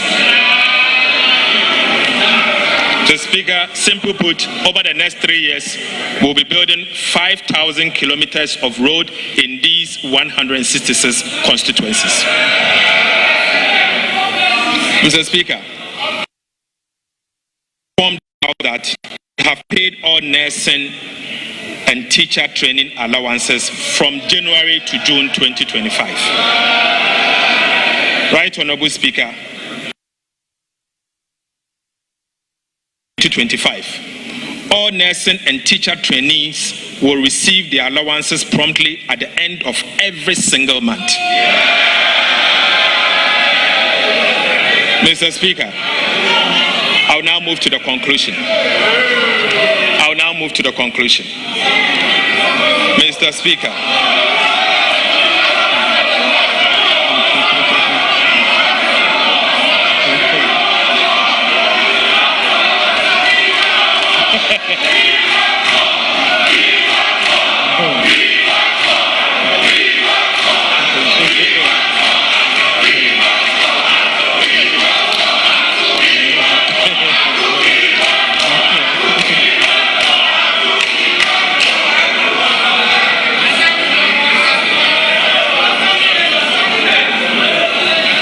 Mr. Speaker. Right Honorable Speaker. I conclude this media fiscal policy review. We have other business. It's not only this one. Yes.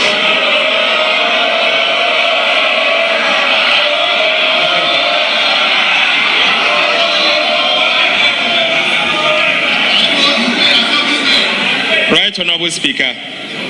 I conclude this media fiscal review with renewed hope and optimism. The last 6 months have revealed our enduring spirit, what we can collectively achieve, and our potential to rise from the brink. Upon assumption of office in January this year, we were handed an economy in deep distress, a country with dispirited citizens. Trust and faith in our leaders were at all-time low. The fundamentals were not only weak, but broken. Mr. Speaker, and the misery and suffering were palpable. Mr. Speaker, in just 6 months, in fact, under 200 days, under the decisive leadership of President John Mahama, we have begun to change the story. Mr. Speaker, President Mahama's economic management model is working.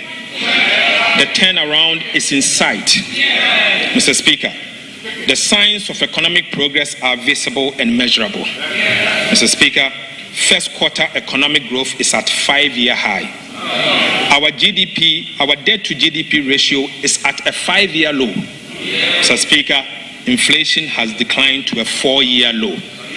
Right Honorable Speaker, our credit rating has improved from junk to B- with stable outlook, a 2-notch upgrade and a 4-year high. Right Honorable Speaker, we have almost reversed all the cedi depreciations in the years 2022, 2023 and 2024, with no cedi depreciation in the year 2025. Mr. Speaker, the level of the appreciation of the Ghana cedi has never happened in the history of our nation. Prices of petrol and diesel at the pump have reduced significantly to the benefit of consumers. And the price of sugar, rice, and cooking oil at a 4-year low. Mr. Speaker, the price of 25 kg kilogram bag of Royal Aroma rice, which used to be sold at 650 Ghana cedis in January, is now being sold for 356 Ghana cedis. Mr. Speaker, the price of a lonka of sugar, which used to be sold for 50 Ghana cedis in January, is now being sold for 44 Ghana cedis. Right, Honorable Speaker. Price of 25-liter of cooking oil, which used to be sold for 980 Ghana cedis in January, is now being sold for 640 Ghana cedis. Mr. Speaker, price of konkonte, one sack. Price of konkonte, one sack, which used to be sold for 1,200 Ghana cedis in January, is now being sold for 950 Ghana cedis. Mr. Speaker, a ton of iron rods, which used to be sold at 9,400 Ghana cedis in January, is now being sold at 7,500 Ghana cedis. Mr. Speaker, onions. One paint bucket, which used to be sold at 120 Ghana cedis in January, is now being sold for 95 Ghana cedis. Right, Honorable Speaker. POP cement, which used to be sold for 115 Ghana cedis in January, is now being sold for 90 Ghana cedis. The Speaker, maize, one sack, which used to be sold for 1,600 Ghana cedis in January, is now being sold for 1,450. And Mr. Speaker, the Minister for Agriculture has promised that it will go down even more. Mr. Speaker, the price of Yas sanitary pad, which was 25 Ghana cedis in January, is now going for 15 Ghana cedis. 15 Ghana cedis. Mr. Speaker, palm fruit, one olonka, which used to be sold for 40 Ghana cedis, is now being sold for 25 Ghana cedis. Mr. Speaker, this is the reset President Mahama promised. This is the reset President Mahama promised. It has been 6 months of hard work. We have lessened the burden on households and businesses. Mr. Speaker, contrary to the perception that we are not spending, we are indeed spending, and spending at the right places. We are making the right investment in the lives of the people of Ghana. Mr. Speaker, as we speak, an amount of $700 million US dollars of Eurobond obligations has been paid. An amount of 10 billion to domestic bondholders has been paid. Mr. Speaker, an amount of 2.9 billion Ghana cedis to the District Assembly's Common Fund has been paid.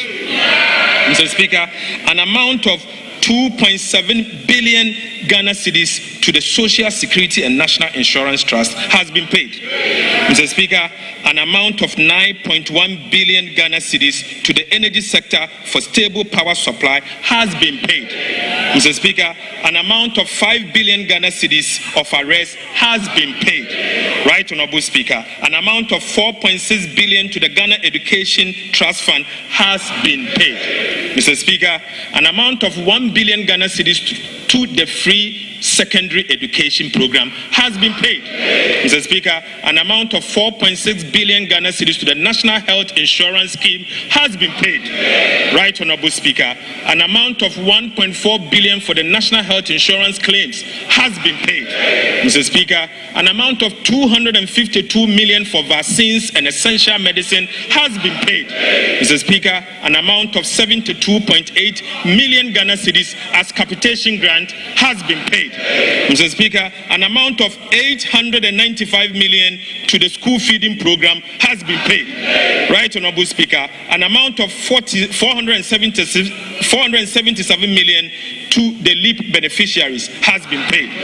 Mr. Speaker, an amount of 122.8 million for BECE registration has been paid. Mr. Speaker, an amount of 300 million to the no-fee stress policy has been paid.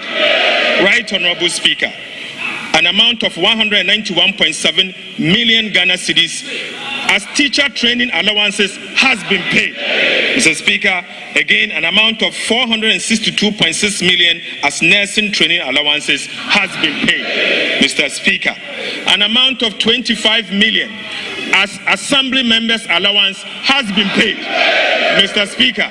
An amount of 21 million Ghana cedis for National Apprenticeship Program has been paid, Right Honorable Speaker. An amount of 34.5 million to the Jumawa program has been paid, Mr. Speaker. An amount of 2 billion Ghana cedis as goods and service to run effective and efficient government ministries, departments and agencies has been paid. And Mr. Speaker, as we speak, an amount of 2 billion Ghana cedis to save the National Investment Bank has been paid. Right, Honorable Speaker. Non-interest expenditure of 84.2 billion Ghana cedis has been paid. So far, Mr. Speaker, from January to June, total cash of 114.5 billion has been paid from the consolidated fund.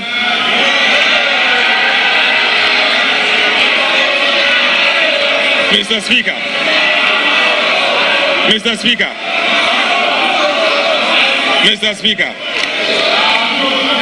Speaker, we are spending and spending at the right places.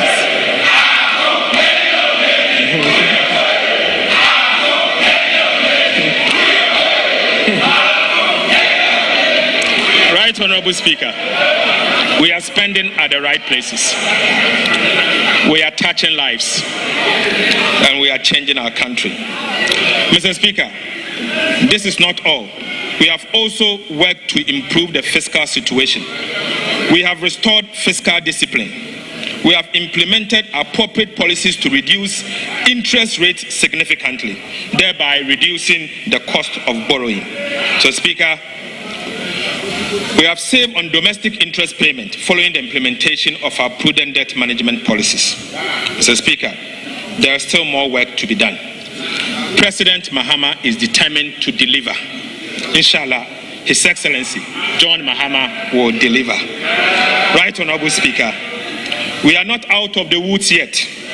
It will be premature to make that pronouncement. So, Speaker, I repeat, we are not out of the woods yet. It will be premature to make that pronouncement. But the good news is that today, hope is in sight. And we are determined to navigate the country out of the terrible storm we inherited from President Akufo-Addo and Alhaji Bawumia. Mr. Speaker, we need the support of the people of Ghana to weather this storm. Mr. Speaker, to the farmer in Yendi and to the fisher folk in Sekendi and Shama, to the nurse in Sunyane and the teacher in Enumbuso and Ejumako, to the Ghanaian youth seeking decent work, to the elderly seeking better pension. We see you, we hear you, and we are working for you. John Mahama will work for you. The NDC will work for you. The gains we have made so far are the results of your sacrifice, your patience, our belief that change was not only necessary but crucial. Mr. Speaker, this media review is not just a technical report. It is the story of the Ghanaian people. A story of a nation that refused to give up. A story that echoes Nelson Mandela.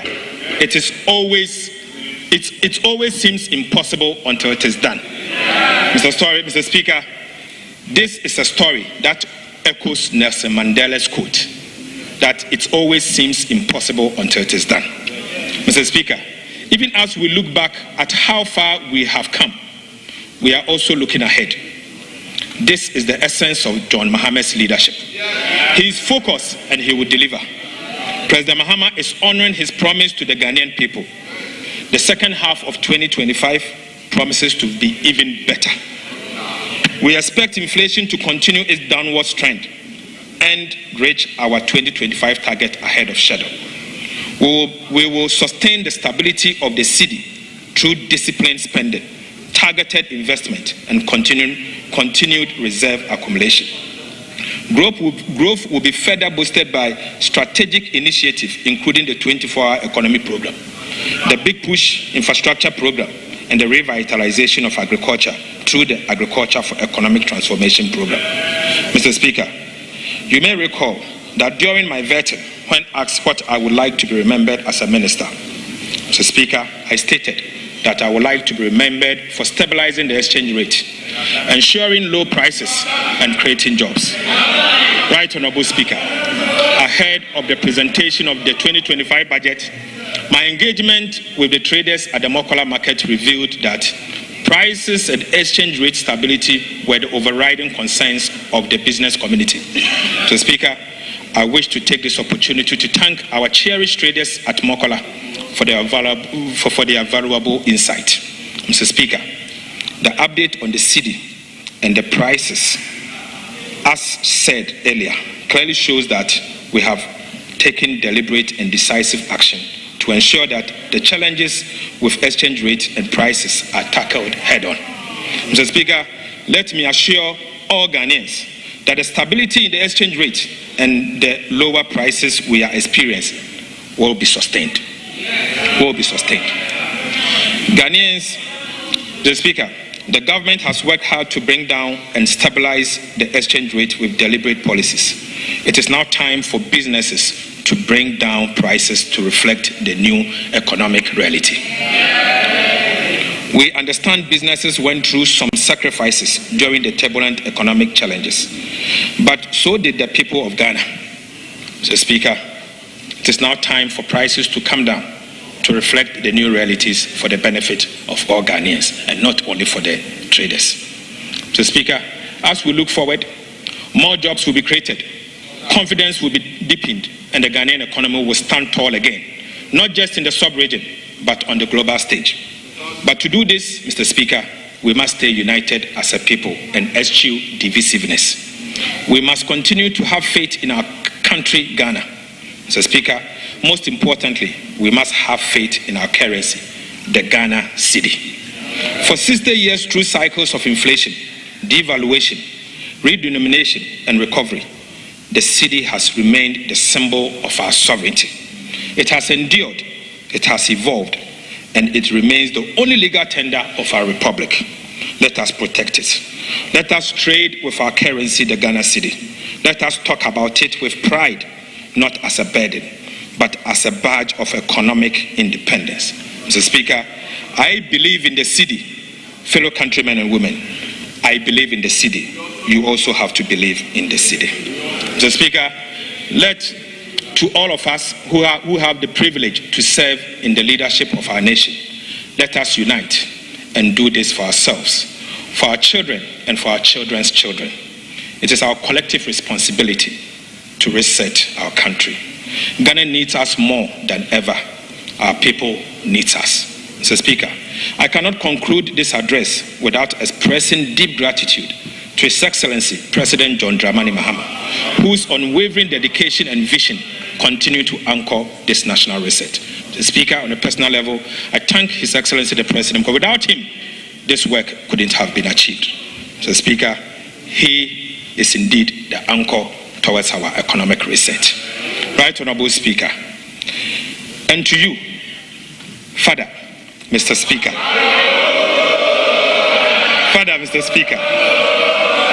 Alban, Sumana, Kingsford, Bagman, our father, and members of Parliament and the Parliamentary Service, I'm extremely grateful. Mr. Speaker, indeed, Aban Papaba.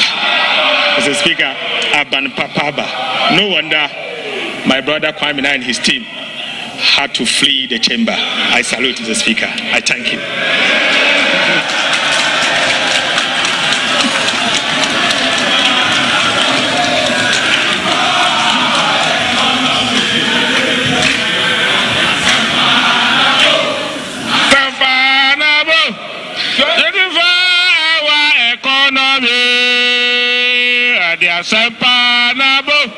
Asampanabo, the our economy. Asampanabo, the our economy.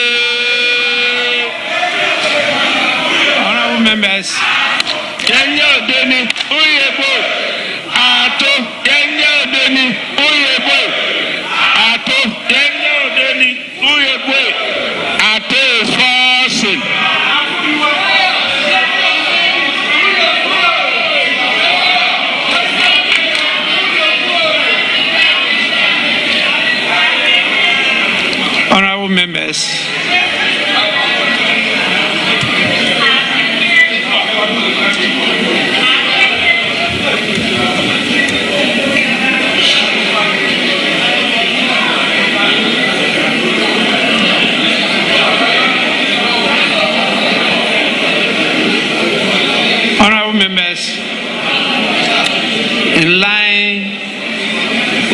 practice and convention of the House.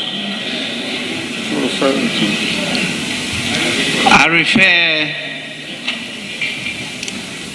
the media fiscal policy review of the budget statement and economic policy of the government of Ghana for the 2025 financial year to the budget committee to be assisted by the leadership of the Committee on Finance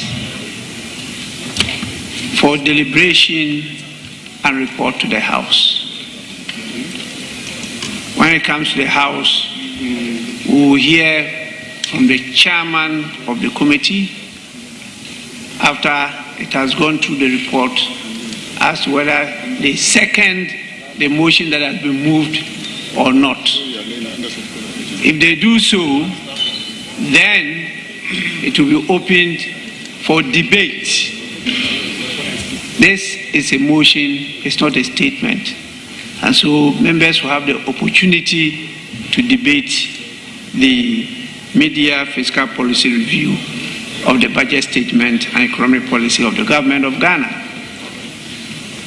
So I intend to permit the minister to lay some of the instruments that are clearly consequent on the media fiscal policy just presented to us. And so if you look at your order paper addendum, you will see we have captured presentation of instruments and also the presentation and first reading of one bill.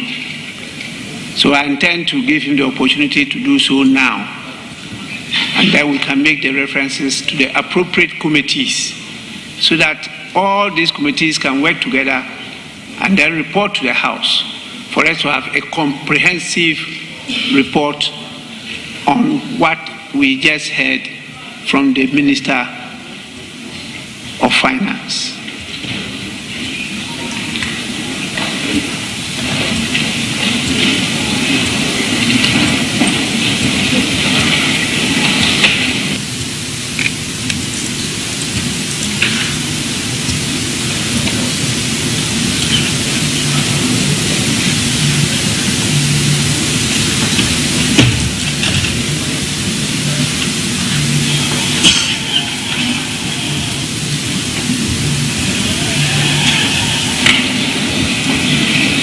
We will start with the presentation and first reading of the bill. And so, honorable members, item 1 on the order paper addendum, Minister for Finance. An act to amend the Energy Sector Levies, Act 2025, Act 1135, to increase the rate of the energy sector shortfalls and debt repayment, levy marine gas oil in order to improve compliance and curb diversion of the product and provide for related matters. Honorable members, the Energy Sector Levies Amendment number 2 Bill 2025 is accordingly referred to the Committee on Finance.